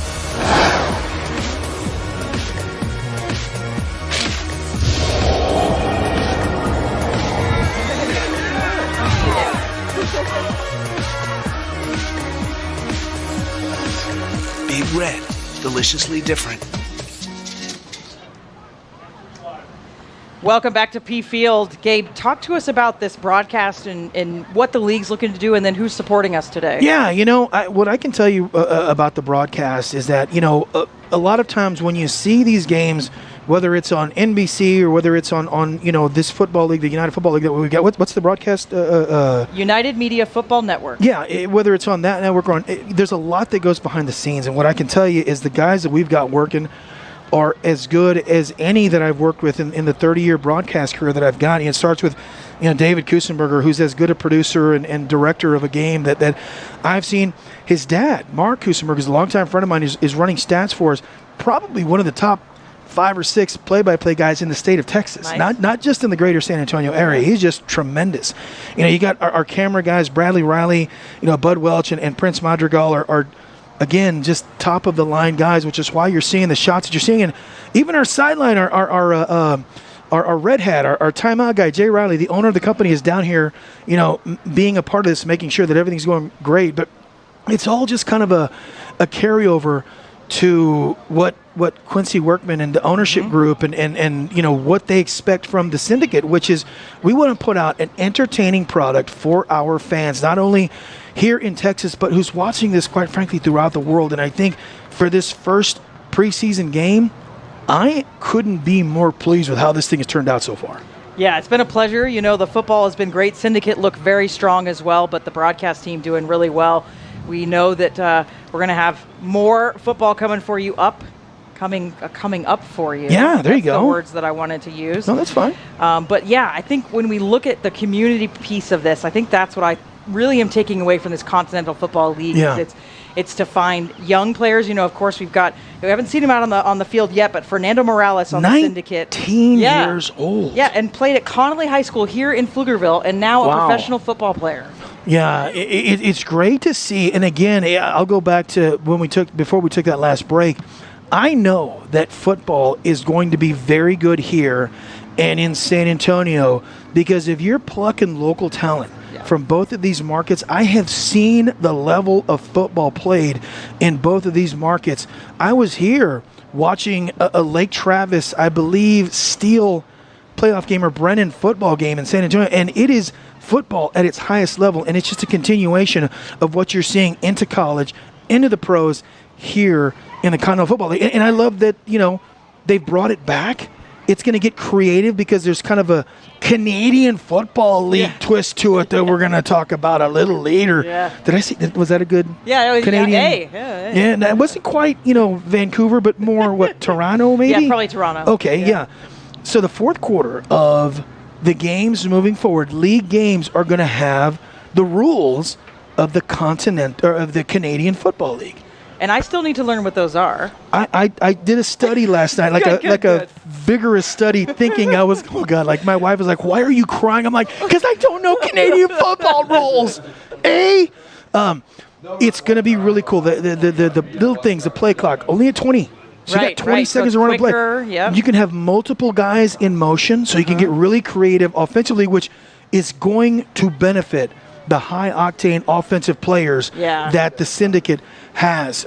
You only get 3 downs. It's not like you punt it on 4th down. So on 3rd down, you punt it. So there are some differences. Yeah. You can have a los dos. Yes. Which I think, you punt it through the goalpost, you get 2 points, something like that. So it's going to take a little bit of work, more so for me because I'm so used to football. No, same, right? In its great form. Yeah. For you, I think it's going to be a little easier for you because you're learning. And by the way, you're doing fantastic learning this. You are an excellent broadcaster, but it'll be fun. And I love the creativity of this league. Yeah. What the Continental Football League executives are doing, to me, is going to attract more fans and more viewers as this season goes on. Well, because it could be, it could be a very close game. We get to that 4th quarter, all the rules change, everything changes. You're going to see more trick plays. I think you're going to see just different styles of play. And maybe you haven't studied and played defense differently and done enough creative out-of-the-box thinking that you're going to lose that game in the 4th quarter. Yeah. Because maybe you just didn't think of what that other team's going to bring to the field, right? There's so many variables, and I think you're right. It's going to make exciting things happen for 4th quarters of the Continental Football League. Yeah, and just to get back to this game, I'm looking at some stats right now, and, like the Nighthawks, 19 plays for minus 27 yards total. What does that tell you? That what the Syndicate, what they're doing, and it starts with that defensive front, is just tremendous. They are just playing havoc in what Curtis Moore is trying to do. Curtis Moore is a very talented quarterback. Absolutely. We've seen shades of some big-time talent. The problem is he can't get the ball out of his hands fast enough. It's just tremendous to see. You look at the other side, 14 plays, 167 yards, and that's kind of a misleading number. It is. You wouldn't think 167 yards is a lot, but 31 points. Most of those drives are starting at around the 40 or around the 30 of the Nighthawks kind of territory. So, they're getting the ball in great field position, and they're getting it in for scores. Yeah, you start with advantageous field position. Yeah, yes, they had a couple penalties on a couple of those drives, but it's really coming together for the Syndicate. I'd like to see if Nighthawks can get them backed up, get them stuck on a 3rd and long, and then what are we going to see from the Syndicate, right? Yeah, we haven't seen a whole lot of it. We saw a little bit of adversity in the beginning when they turned the football over, and they responded well. But I too would like to see a little adversity, see what they're going to go through when their backs up are against the wall. So we'll see as we get close to second half action. Yeah, we'll be back in just a moment.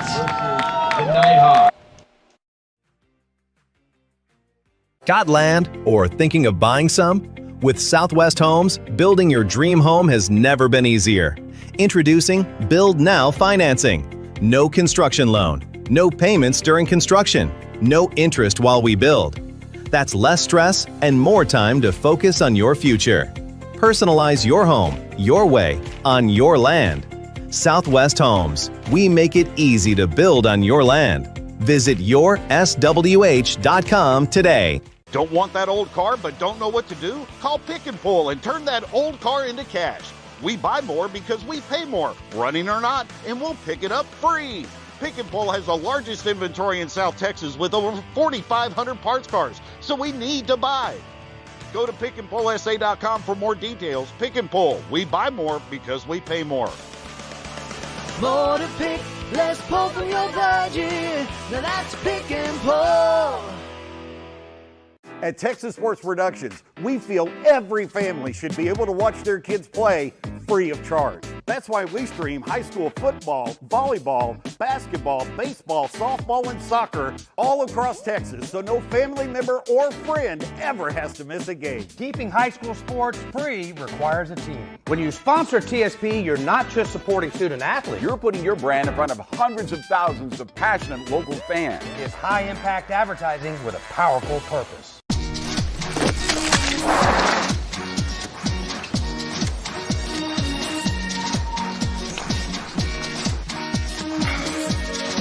It's good to be different.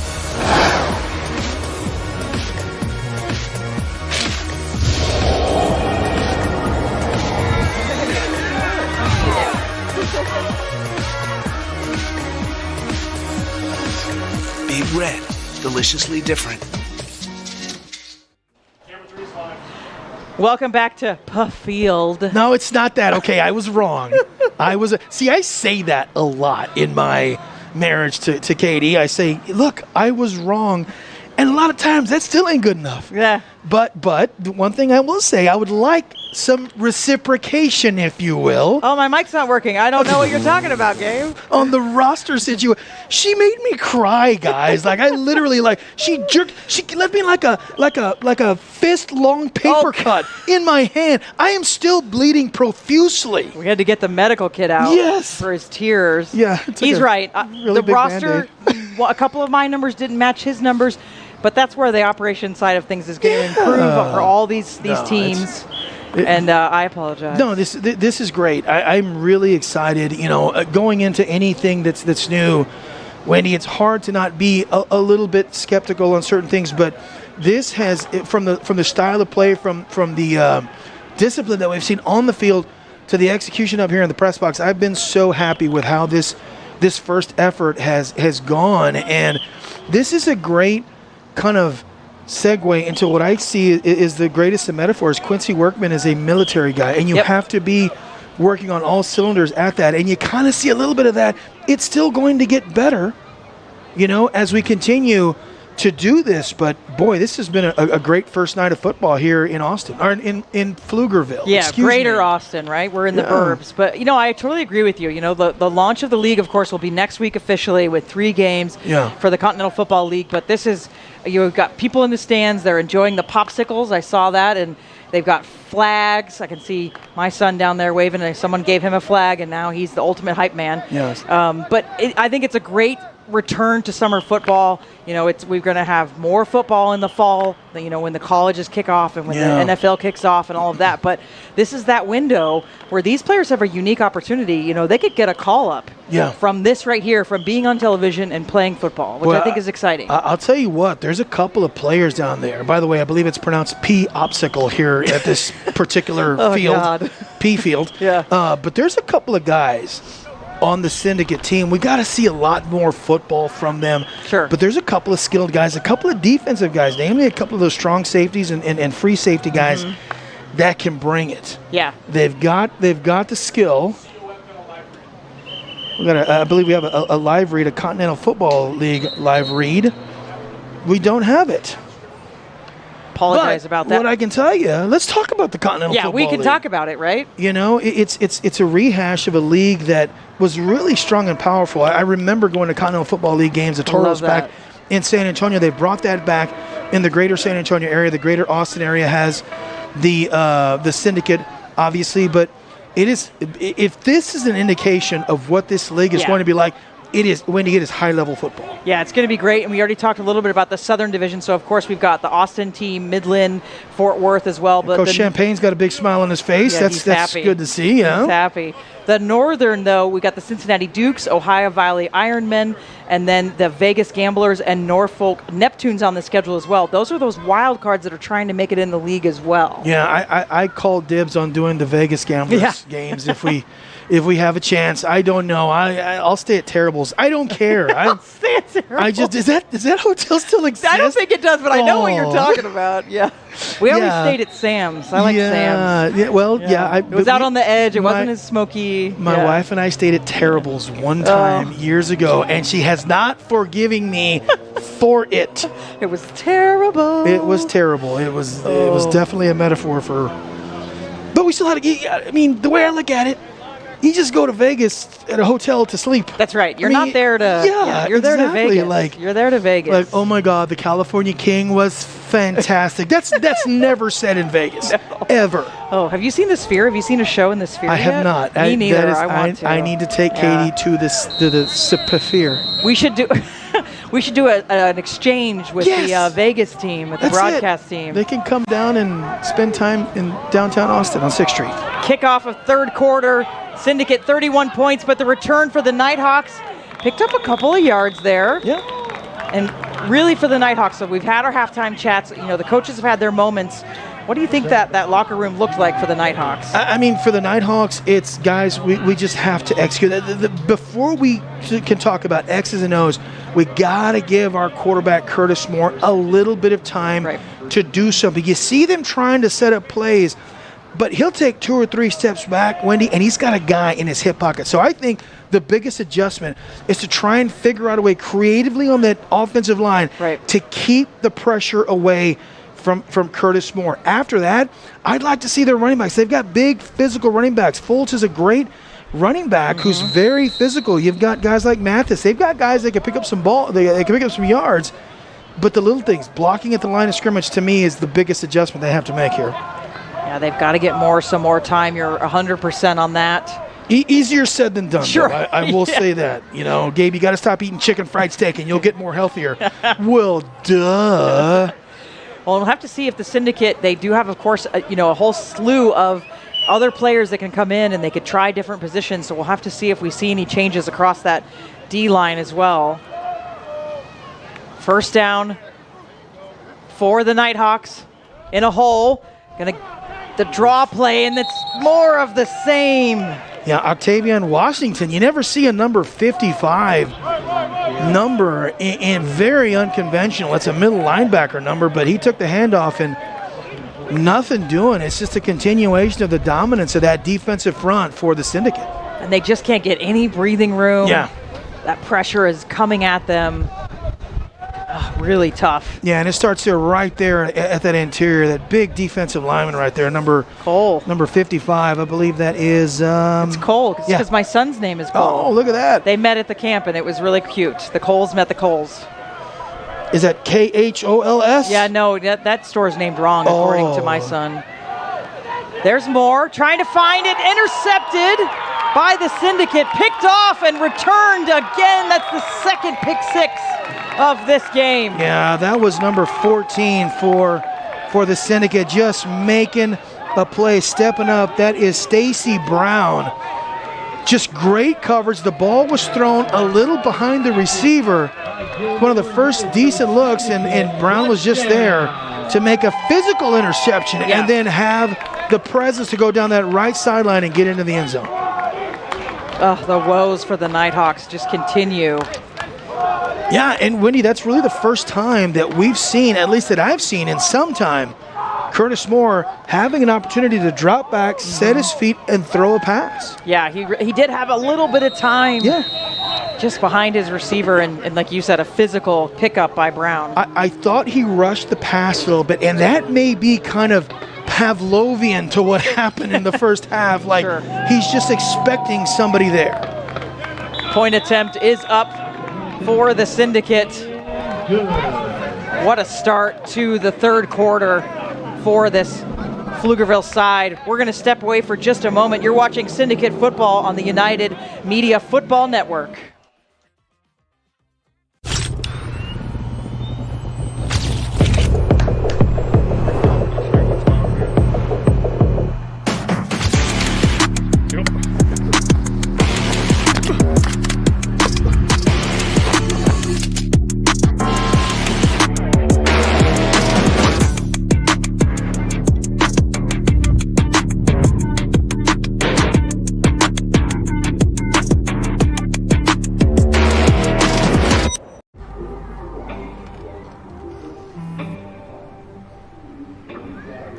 don't know why you're so sad. You've got a roof over your head. You gotta stop with that depression stuff. You alright? It just feels like it's coming from everywhere. Do you want to talk about it? You can talk to me if you're feeling sad. Whenever you need to talk, I'm here, okay?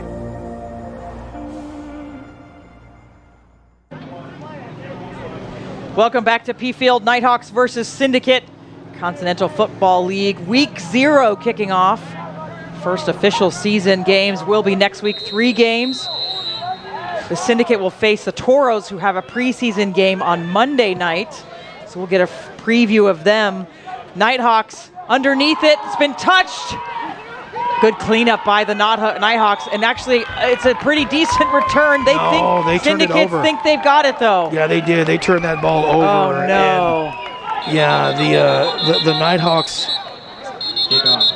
Well, we've got a lot of whistles being blown. Looks like we have a man down on the field right now. 2 completions, only for 19 yards. They've had 2 interceptions for 31 yards and 2 touchdowns. It's been a tough. And I can't place all the blame on Curtis Moore. Oh, yeah, that bounced right off of him. And then he goes down to get it and is just sandwiched as he's on the ground. Yeah, so you can't really blame Curtis Moore for that. Sure. You know, a lot of that has to do with the pressure that's being put on by that defensive line. Yeah, and that's DeMarcus Jointer, a wide receiver for the Nighthawks, receiving some attention.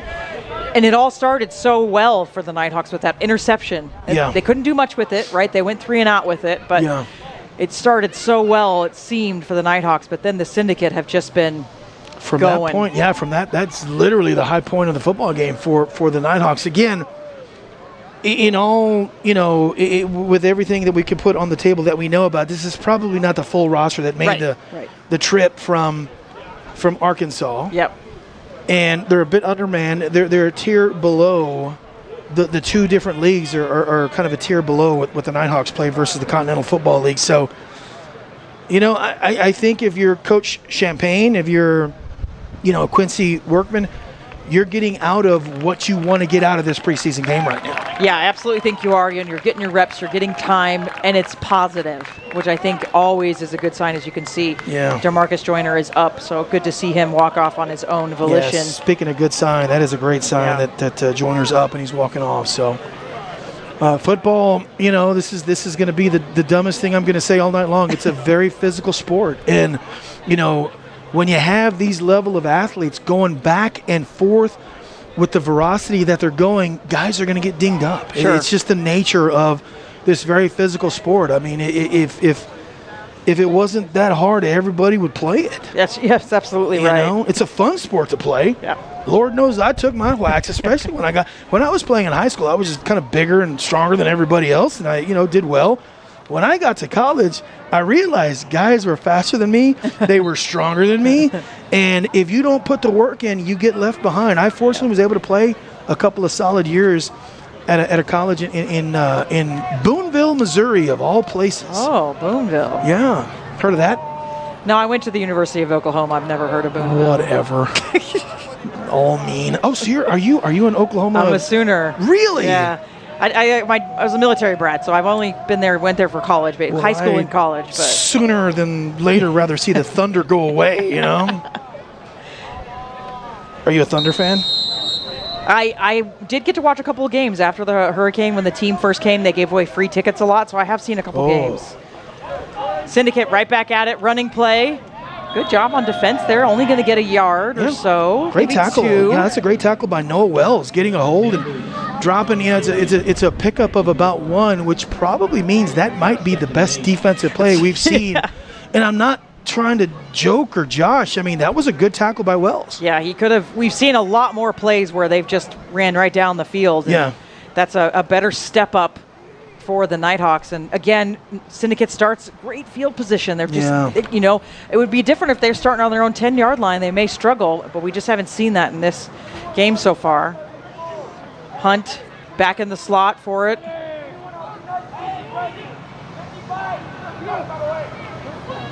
He's got plenty of time as he's had most of the game. He's going to go right over the top.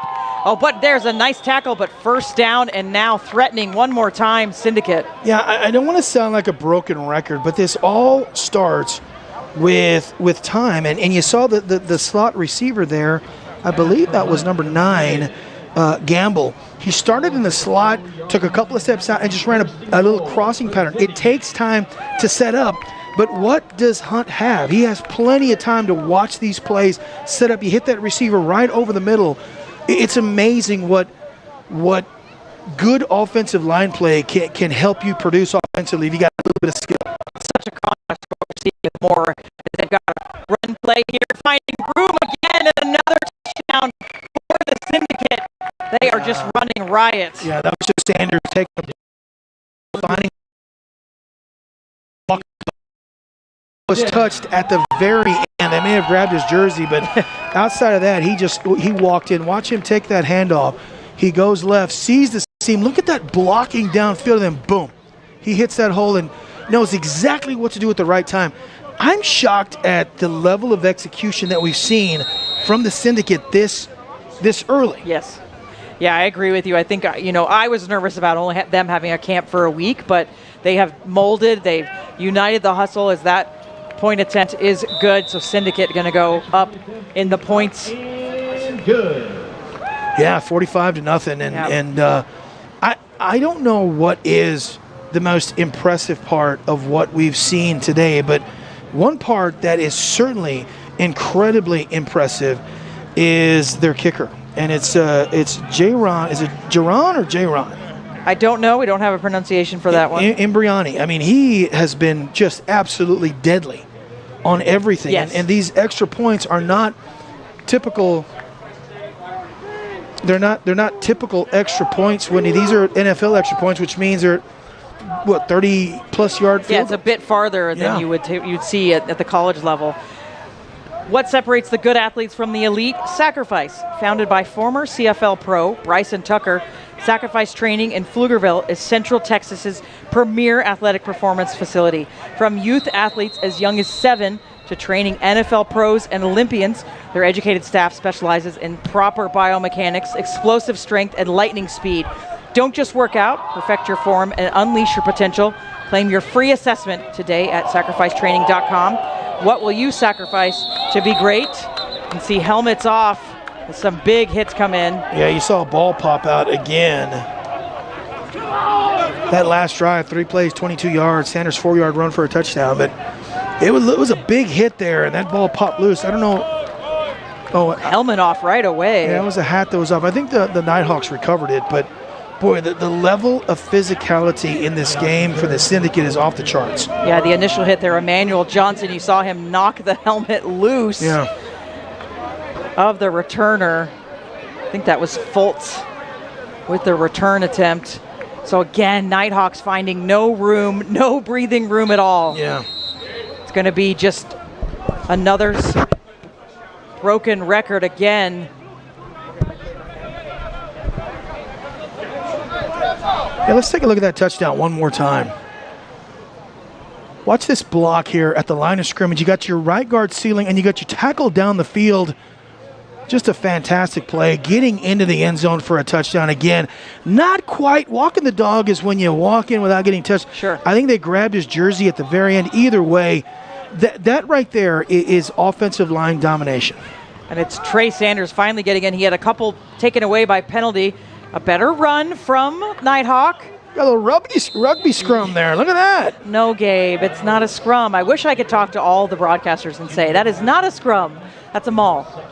What's the difference between a maul and a scrum? A scrum is very organized. It's 8-on-8. You're interlocked together. In a maul, you're sort of interlocked. It's a little bit less organized. So for 30 years, I've been saying this wrong? Yes, you've been saying it wrong, and I wish I could tell all of them. Well, you have a maul champion moving forward. That is for sure. But it just sounds better. I get it. A rugby scrum sounds better. You know? Got to be technically correct, though. The Pfield sounds better than the P That field. is correct, though. Whatever, though. Hey, no, I said Pfield. I'm talking like one word.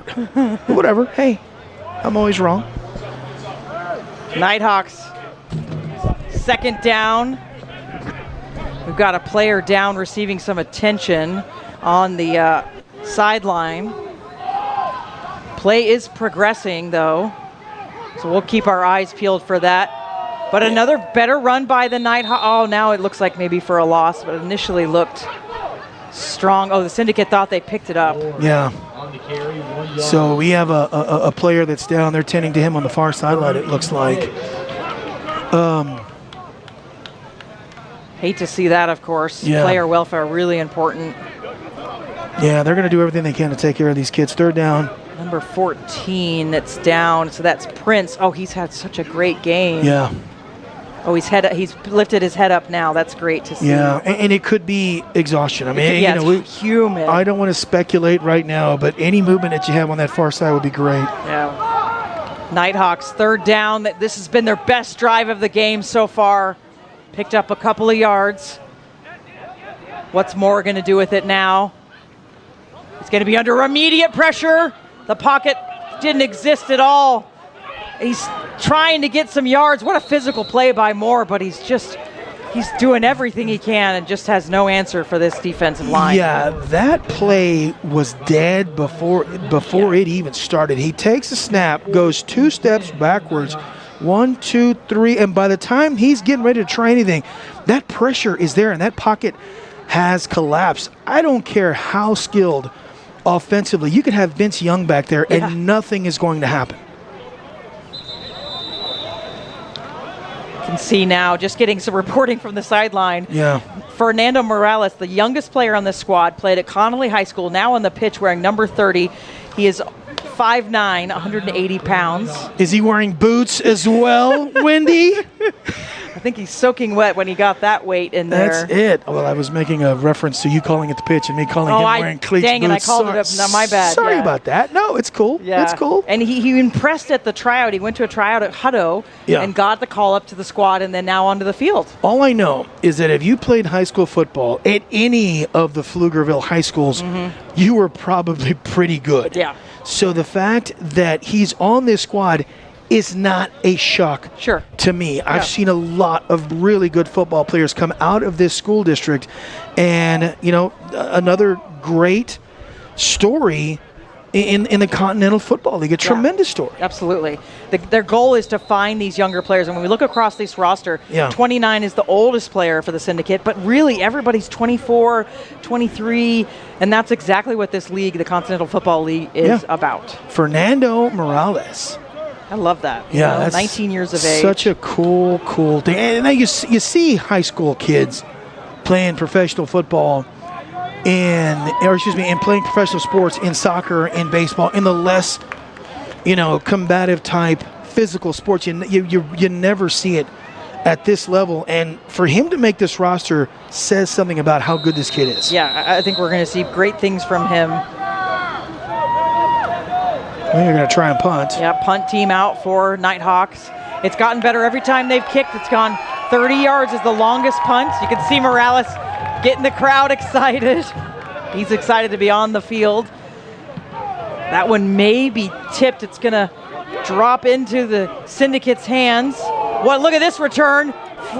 Flag comes, but it's going to go all the way the distance. But I think this one is going to come back as we've got some squabbles in the middle of the field as well. Frustrations are certainly going to rise in this football game when you're winning by the score that you're winning right now. Great return, but it's going to come back. And one thing I've noticed is that they are running the clock right now, which is a good thing, almost kind of a mercy rule kind of thing. Right. So we'll see what the call is. Personal foul.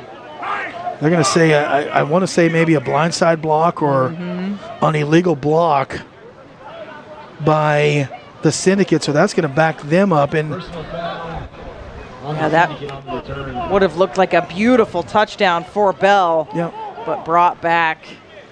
All right, let's go to break. Yeah, we'll step away for just a moment. You're watching Syndicate Football on the United Football Media Network.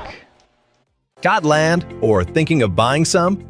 With Southwest Homes, building your dream home has never been easier.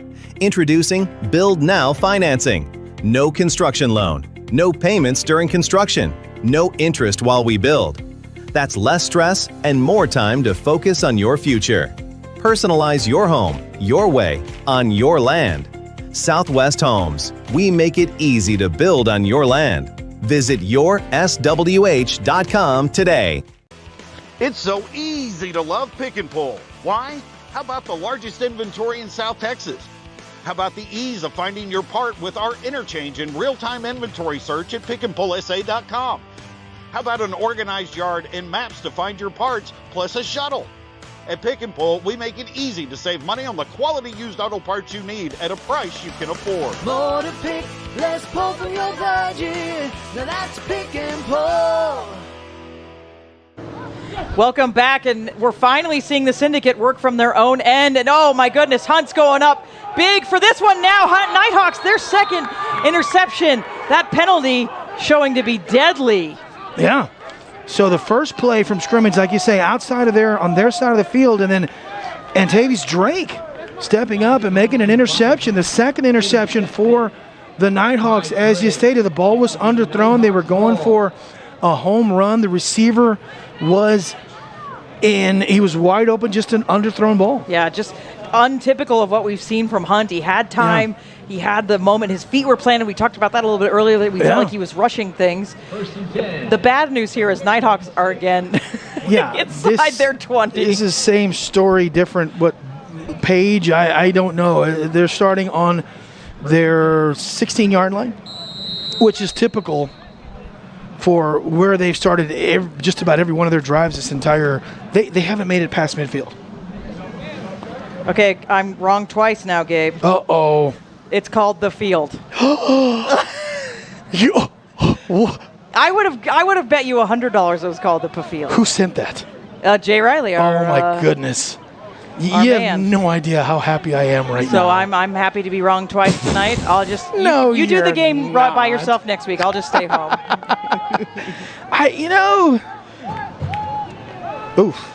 Nighthawks again. Oh my goodness! For a loss this time. That's a big pickup for the Syndicate. Yeah, inside the 5. They even tried to get a fullback out there. I believe they tried to get Burris out there to lead block, and Burris got blown up in to the tailback by the left side of that defensive front, just coming at you in waves. And that's one of the arena football players, Joshua Brown from the Syndicate. Wow. Played for the Pittsburgh Outlaws.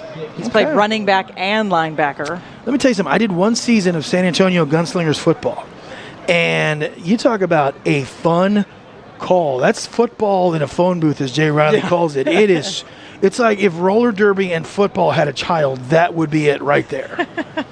I love that description. And it is just wonderful to watch. I think they're taking their time. We're at about a minute and a half remaining in this third quarter. Yeah, Syndicate 45-0.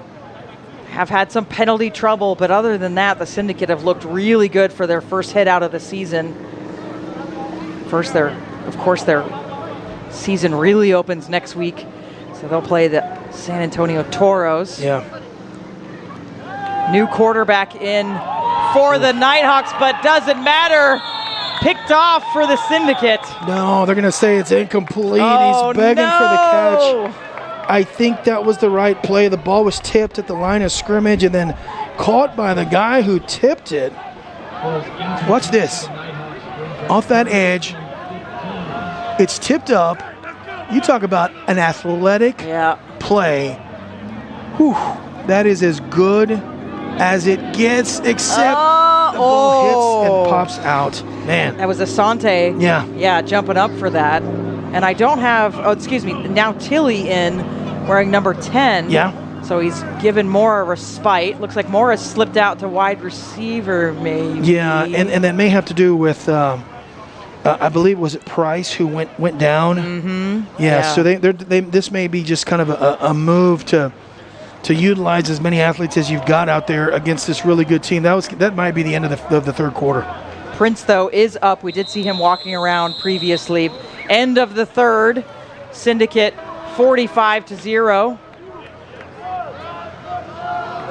Yeah, we're going to keep it here. Yeah, we're going to stay here. Yeah, but why not? Why not? That's right. You know what the highlight for me of that third quarter was? was being right on the name of this field. And I want you to, my gosh. I want you to repeat that, please. No, we're over that. We don't want to No. rehash things. I want you to repeat We want to keep it fresh. that. No, we want to okay? keep it fresh for the audience. Yes, I want for people to know that I was right about the name of the Pfield. It's not called the Pfield, but the field. I hope we get another text that's like, actually, this was wrong. Wendy was right. Now I would get ranked. This would be the time that I get pranked for sure.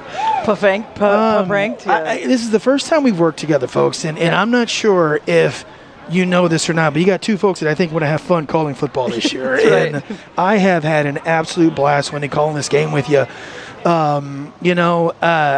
You made me doubt myself. You've given me the longest paper cut in the history of paper cuts. Along my left palm, it just looks terrible. It's just bleeding. It's going to require 40 stitches.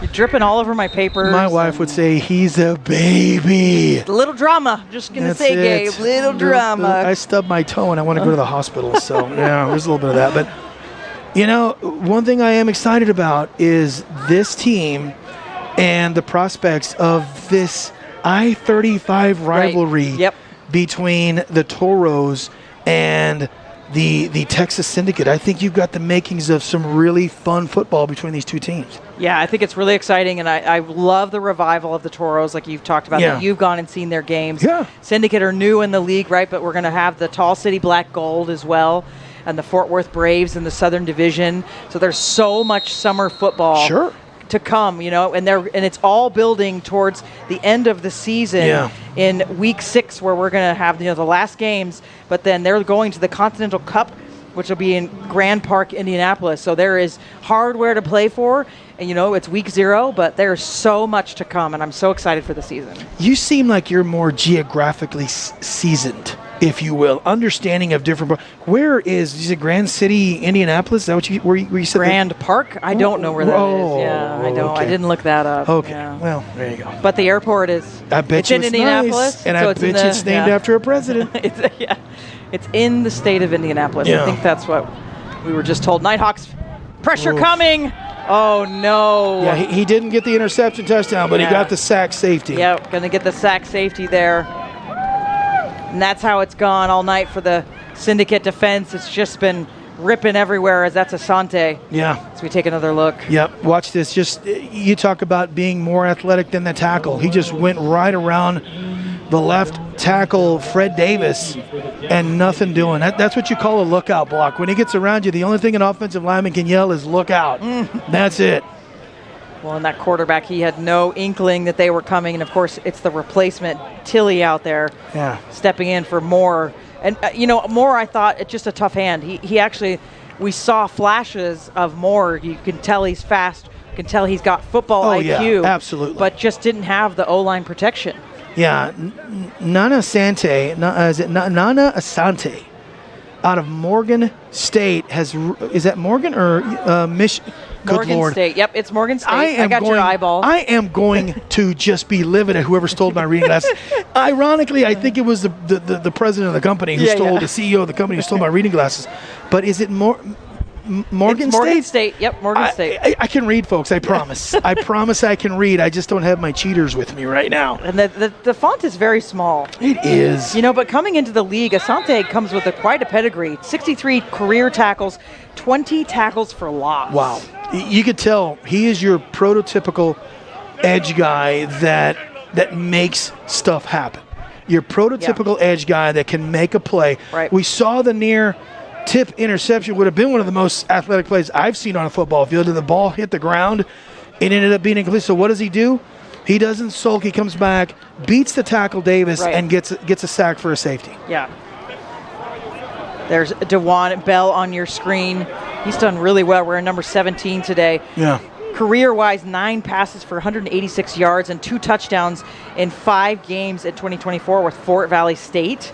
And that's the caliber we're talking about with these players. The Syndicate's really gone across the country and grabbed these players from all over the place and put together a great start to the season. Yeah, they have. They've got a good roster of talented, high-energy guys. Again, I cannot emphasize, Wendy, how important that is to Quincy Workman, to Coach Champagne, that they want guys that are going to be good gentlemen on and off the field, but that they're going to be high energy guys with motors that continue to run.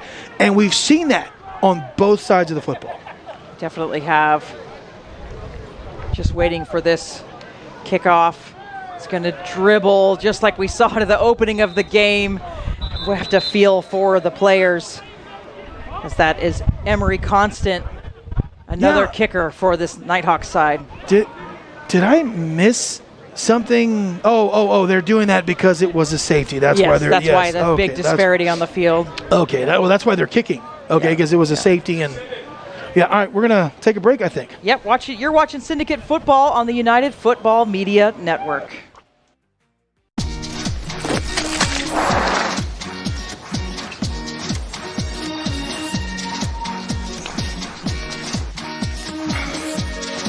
Tastes good to be different.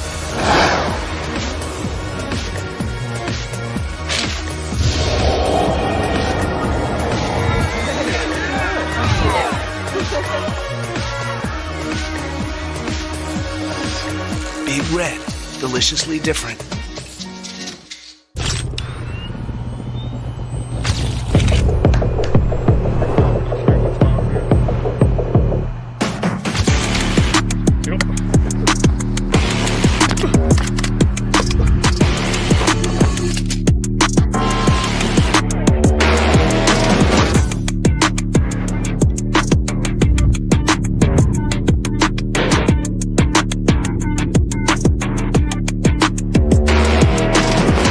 Welcome back, fourth quarter. Syndicate 47-0, 11 and a little bit less than half go, Gabe. You sure it's not the fourth quarter? Stop. I'm going to Google it. You know what? I'm going to Google it. It's fine. I'm just so rarely right in the Farias household, okay? Oh my, when you Google it, it says the Pfield. Well, yeah, but the P is silent. No, it's the Pfield. So Pflugerville is Pflugerville? I mean, it's the field. It's the field. But Pflugerville. But there's a P in front of it. There's a P in front of Pflugerville. Syndicate with it, ripping out another run here. Oh, just short of the first down. Yeah, and I think what you're going to see a lot of is these guys keeping it on the ground, guys trying to work on what they do at the line of scrimmage, not so much from a pass protection standpoint, but giving it to their running backs and let them try and work.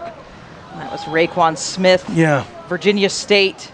And this kid, actually, I think he's got a really cool story. He has over 100 independent marketing partnerships, and he went and got him himself at HBCUs. And when the NIL came out, he went and got him some money. Fantastic. Love that. That's awesome.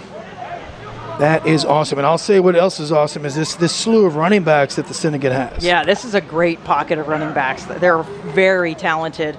Hunt has a little bit of pressure. We haven't said that. No. In his face. That was some really good pressure by Octavian Washington of the Nighthawks. And you saw the outcome. He rushed the pass. There were two guys at the same time. This is one of those things that Coach Champagne and that offensive staff are going to look at when he's under pressure. And I believe that's a new quarterback. That right there. Yeah, no, that's King that's in the game now. Oh, King's in now. Okay, yeah, King is in at quarterback now. So you got a new quarterback, put a little pressure on him. And again, these are all feeling out spots for Quincy Workman, for Coach Champagne, to see who's going to be a part of this team. And I like seeing that pressure. I want to see what these guys can do. We talked about it. A little adversity. Let's see what you can do. King out of Lincoln University. He had a 41-yard touchdown run in the fourth quarter last year against William Jewell. Look at this. Syndicate big blocking up front and another touchdown. And it's another running back. And we were just talking about him. It's Russell. Yeah. Excuse me. It's Smith. Yeah, Smith just followed some great blocking, a couple of missed tackles there. And, you know, Wendy, I don't want to make excuses for the Nighthawks. They're probably a little tired. They're a little gassed right now. It's getting late in this football game, and the legs are probably a little jelly. It's going to be a long, nice airplane ride back into their home state to rest up and get ready for their next game. Champagne, there you can see him on the screen, has to be happy with this performance from the Syndicate. 53 points with the point attempt to come. And our kicker tonight, he's been perfect. Jaron Imbriani. Yeah. He's been fantastic tonight. And you talk about some great outputs from your running back. Smith, 3 carries, 55 yards, and a rushing touchdown. That's some pretty efficient numbers. Yeah, looking really strong. 54-0, the points piling on Fourth quarter, 8 minutes and 44 seconds to go. Yeah, we're going to keep it here. Let's talk. Let's you and I. What'd you have for lunch? We talked about lunch. Yeah. Okay. Yeah. When's the last time you had a chicken fried steak? I actually really like chicken fried steak, but yeah, it's been a bit. It's been a bit? Yeah. Okay. Sounds like a normal meal for you. I had it for breakfast. Nice. No. It's been about a month. Are you a white gravy or this will tell me everything about you. I just like gravy. Are you a white gravy? But you have to have a preference. If they say, would you like white or brown gravy? Brown. Interesting. Not your choice, I see. No, I'm not going to tell you what kind of gravy I like. It's too personal. I can't believe you gave up that information that quickly, honestly, Wendy. Wait, tell me, what do you mean? I'm a little shocked. Like you were quick to give up your preference of cream gravy. But why does it matter that I gave it up so quick? Why do you hold it to your heart? Ask Freud. Don't ask me. Okay. Sigmund Freud did a long dissertation. Not on gravy. On the choices of gravies for chicken. I look it up. No. What Sigmund Freud. Okay. I know about the id. I don't know about the gravy. Yeah, no, I'm just proud I know who Sigmund Freud was, honestly. Big kick. Not sure if you know this, Wendy. I'm a bit of a buffoon. A bit of an idiot. Okay, yeah. Yeah. But I've been wrong twice. For full clarification and transparency, Sigmund Freud did not do a study on what types of gravies that people eat, brown or white. So I lied about that. I'm not sure if you caught that or not. I did. I felt the sarcasm. All right. So what kind of gravy do you like? I'm still not going to tell you. Come on. It's white. Okay, it's brown. Yeah, it's the same. That's why you're messing with me. Yes, I like brown gravy. I like both. There. I like both. Yeah, I'm not going to say. But if they're going to offer a brown, I'm going to take a brown. Yeah, of course. Who wouldn't? Because you know it's the drippings. You have to be a psychopath to not choose brown. Because you know it's the drippings. You know it's the good, it's the fat. Yeah. It's in the pan, you know. For sure. Boy, you can tell this is a blowout, right? Yeah, right. We're way off the football. So, funny story. I'm doing, if you know, North Dakota State is the absolute cream of the crop when it comes to FCS football. Multiple national championships.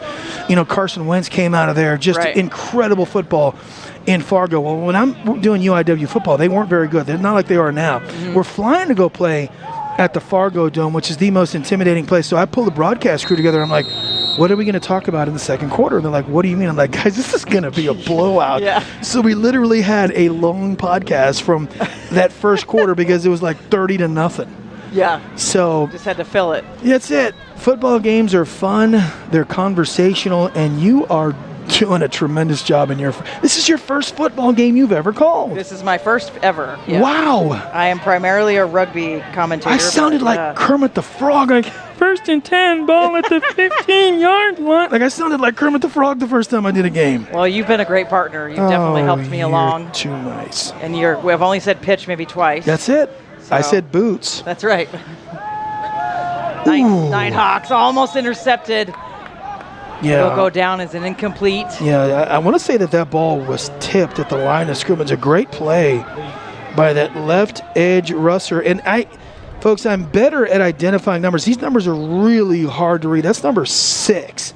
So now I get to look down at my roster. I believe that is Ivan Thomas. Yeah, and it was tipped. Yeah, it was tipped at the line of scrimmage. A great play defensively. Again, these last few roster spots, Wendy, are going to be given on the guys, that make the most effort, that are culture guys, that are team guys. Yeah. These guys are fighting for a roster spot right now. So you're going to see these plays being made, even if it's a 53-0 blowout win. Yeah, and that's what they're going to be watching right here. Who's going to take their foot off the gas? Who's going to switch off the mental game when they need to be, keyed in? Because next week this game could be completely different. They could find themselves in a hole. Different look. Trips on the far side of the field.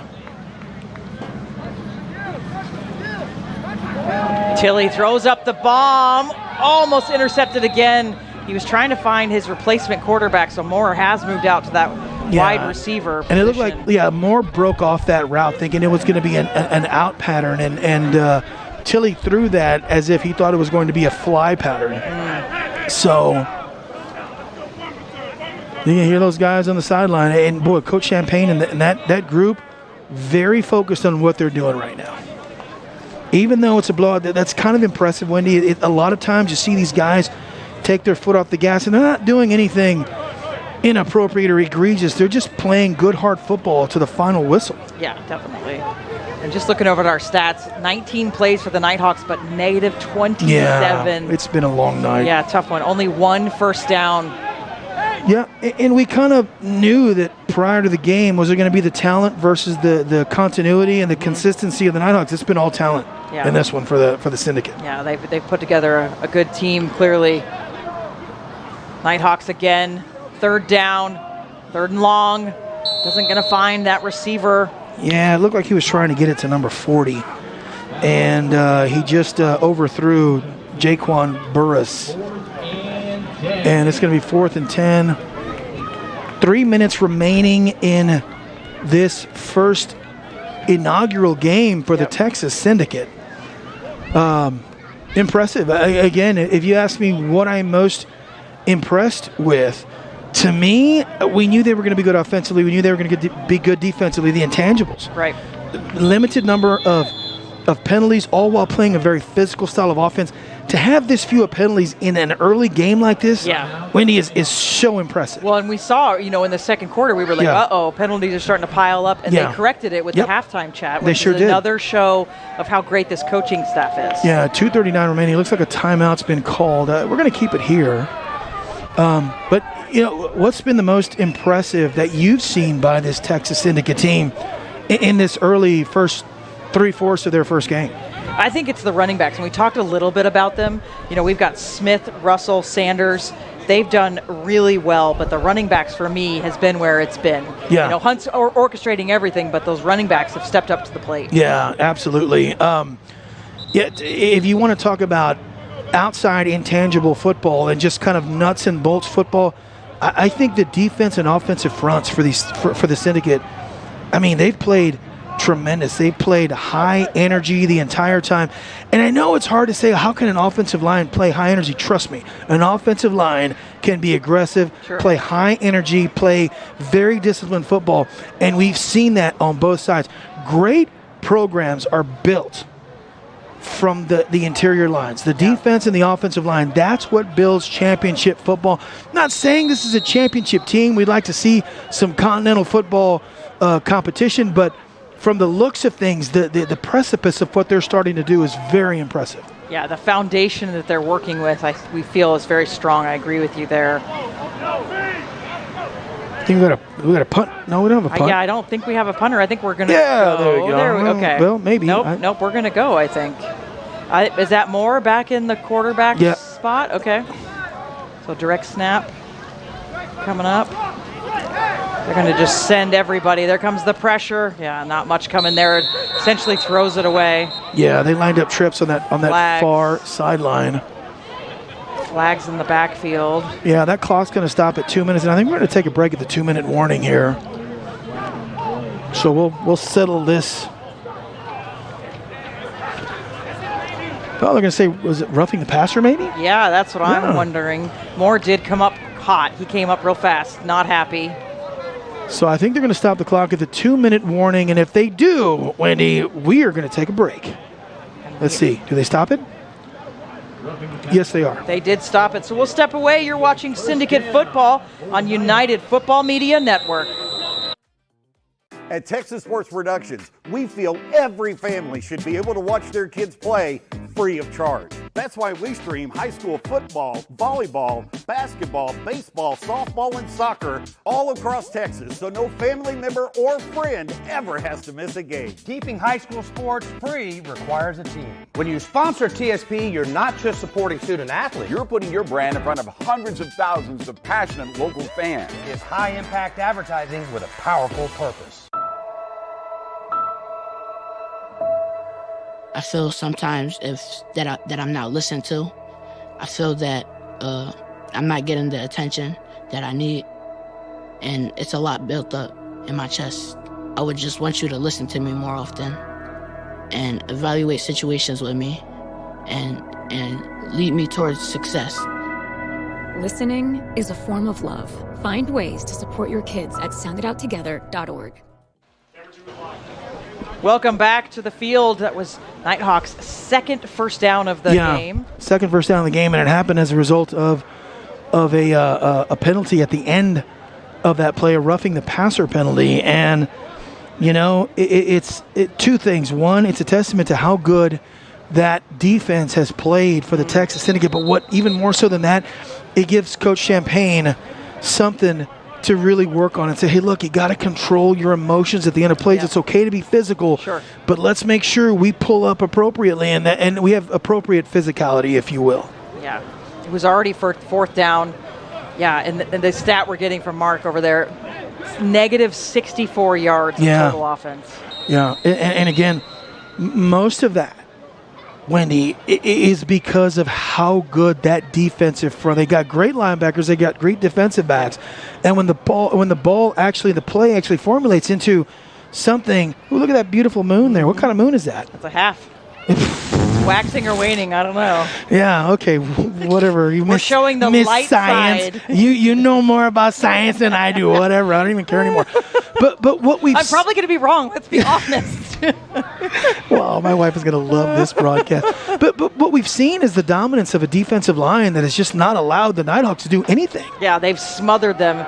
Moore is going to try. He has used his feet with some success, but not going to find much there. That was kind of a wildcat play. Like just snap it to your guy and go. I don't know that was any type of set play other than just a plain wildcat. I love how Asante says, I have the ball. He's showing everybody. I ripped it. Boy, he's a good-looking kid, man. That is a good look. That right there, folks, is a football player right there. 25 years of age, 6'7", 240 pounds. Morgan State. Yeah, he's a big kid. Yeah. Big man. This team is loaded with lots of talent. Again, I can't wait till next week when we have that first big game of the season, and then I'm going to get to go watch the Toros play on Monday there in South San Antonio. So I'll get a good gauge of what we're going to see. What we are going to see. Yeah, I'm excited to see that as well. And then the whole season, the whole shebang, summer football back, professional football. Shebang. Not the shebang, but the shebang. You know, I'm just joking about this, but it's probably going to be a running joke all year long. It's going to be the everything. Yeah, it's going to be It's Paflugers. The preferred choice of joke. There we go, Moore. He's going to find some space, pick up some yards. Does have a gain on the play. Yeah. Couple yards. I don't know that that's their most well, maybe because that was behind. Was that behind the line of scrimmage? Where I think we started behind. Yeah. So. Yeah, that was their. We just got the minus 60 from the minus 67. Thank you, Mark Kusenberger, for that 7-yard pickup. That may be their best play of the game offensively. And it's come through Moore's feet. Yeah, and that also is probably the last play of the game. Clock ticking down. And That's there it is, the final whistle of this preseason Continental Football League, the Syndicate, 53-0 over the Arkansas Nighthawks. What a game we have seen here, Gabe. Yeah, absolutely. What a game. And again, this is the start of something really special here in the greater Austin area. You know, we're playing at Pflugerville, but this is truly a Central Texas team, the Austin Syndicate. I am excited to see what comes of this season, and because all of the teams in this league are new. Everybody in this league are having their first games or these first experiences early in week 0 of the season. And if you ask me to give a grade, I'm sure Coach Champagne would say no, it's not an A+. Absolutely not an A+. Sure, yeah. But I think it's a solid B+. Yeah, I think you're right. For the way they started. Yeah, I think you're right. You know, lots of things they can work on. There's always going to be things that you can tweak, but the foundation that we talked about that they're bringing to this football team, I think, is really strong. You can see it in the caliber of the athletic players. Look at that play. Yeah, look at that play by Asante. I mean, he almost had the play of the game, which was the tip-up grab and almost a touchdown there at the end. But I didn't mean to cut you off. Sure, rude. But but it's all rooted in culture. I think they want us to take a quick break right now. So yeah, we'll step away for a bit. We've been watching Syndicate football on the United Football Media Network. Got land or thinking of buying some? With Southwest Homes, building your dream home has never been easier. Introducing Build Now Financing. No construction loan, no payments during construction, no interest while we build. That's less stress and more time to focus on your future. Personalize your home, your way, on your land. Southwest Homes. We make it easy to build on your land. Visit yourswh.com today. Don't want that old car but don't know what to do? Call Pick and Pull and turn that old car into cash. We buy more because we pay more, running or not, and we'll pick it up free. Pick and Pull has the largest inventory in South Texas with over 4,500 parts cars, so we need to buy. Go to pickandpullsa.com for more details. Pick and Pull. We buy more because we pay more. More to pick, less pull from your budget. Now that's Pick and Pull. At Texas Sports Productions, we feel every family should be able to watch their kids play free of charge. That's why we stream high school football, volleyball, basketball, baseball, softball, and soccer all across Texas, so no family member or friend ever has to miss a game. Keeping high school sports free requires a team. When you sponsor TSP, you're not just supporting student athletes. You're putting your brand in front of hundreds of thousands of passionate local fans. It's high-impact advertising with a powerful purpose.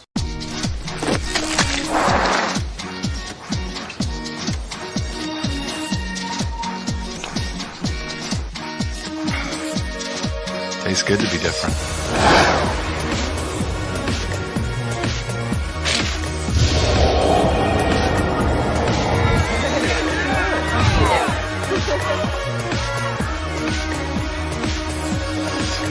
Big Red, deliciously different. Welcome back to the Field. Syndicate first victory of the year in Week 0 preseason Continental Football League, 53-0 over the Arkansas Nighthawks. But of course the season kicking off next week with 3 games, and your Syndicate are going to be playing the San Antonio Toros. It'll be here at the Field, 7 o'clock, and of course you can come out, catch it live, but if not, you can watch it on the United Football Media Network. Gabe, that one, I think we're pretty excited, and of course they've got their preseason game on Monday, the Toros. Yeah, they've got a preseason game on Monday, but I think just I'm going to go watch the Toros play, and I think what we're going to see is a lot of what you're seeing now is a lot of talent on that side. You know, that's another organization that is structured in a really discipline-rooted culture, and they're going to fly on offense. They're going to fly on defense. I think next week could be the beginning of a really cool rivalry between 2 very proud ownership groups and 2 very proud teams. Yeah, we were so excited to see the start of the 2026 Continental Football League, and Syndicate getting it off on the right foot, winning this one 53-0 over the Arkansas Nighthawks. Yeah, they play the Tennessee Hornets in San Antonio on Monday, and then the Texas Syndicate next week, 7 p.m. right here from the Field. And it's a rivalry that's gone a long time, and the resurgence of the San Antonio Toros, of course, they're part of the original 1960s league, one of the original teams as well. So the history, on tap. Yeah, one of the I got to throw a shout out to one of the coaches for the Toros back in the day, a guy named George Pasterchek, who was the head coach. Who was the head coach for the St. George Royals, also a former professional football coach for the Giants back long time. He passed away, but he was a coach for the Toros. So Toros, Syndicate, next week. I'm excited. So excited. On behalf of our crew, you've been watching Syndicate Football on United Football Media Network. Have a great night. Yeah, good night, everybody.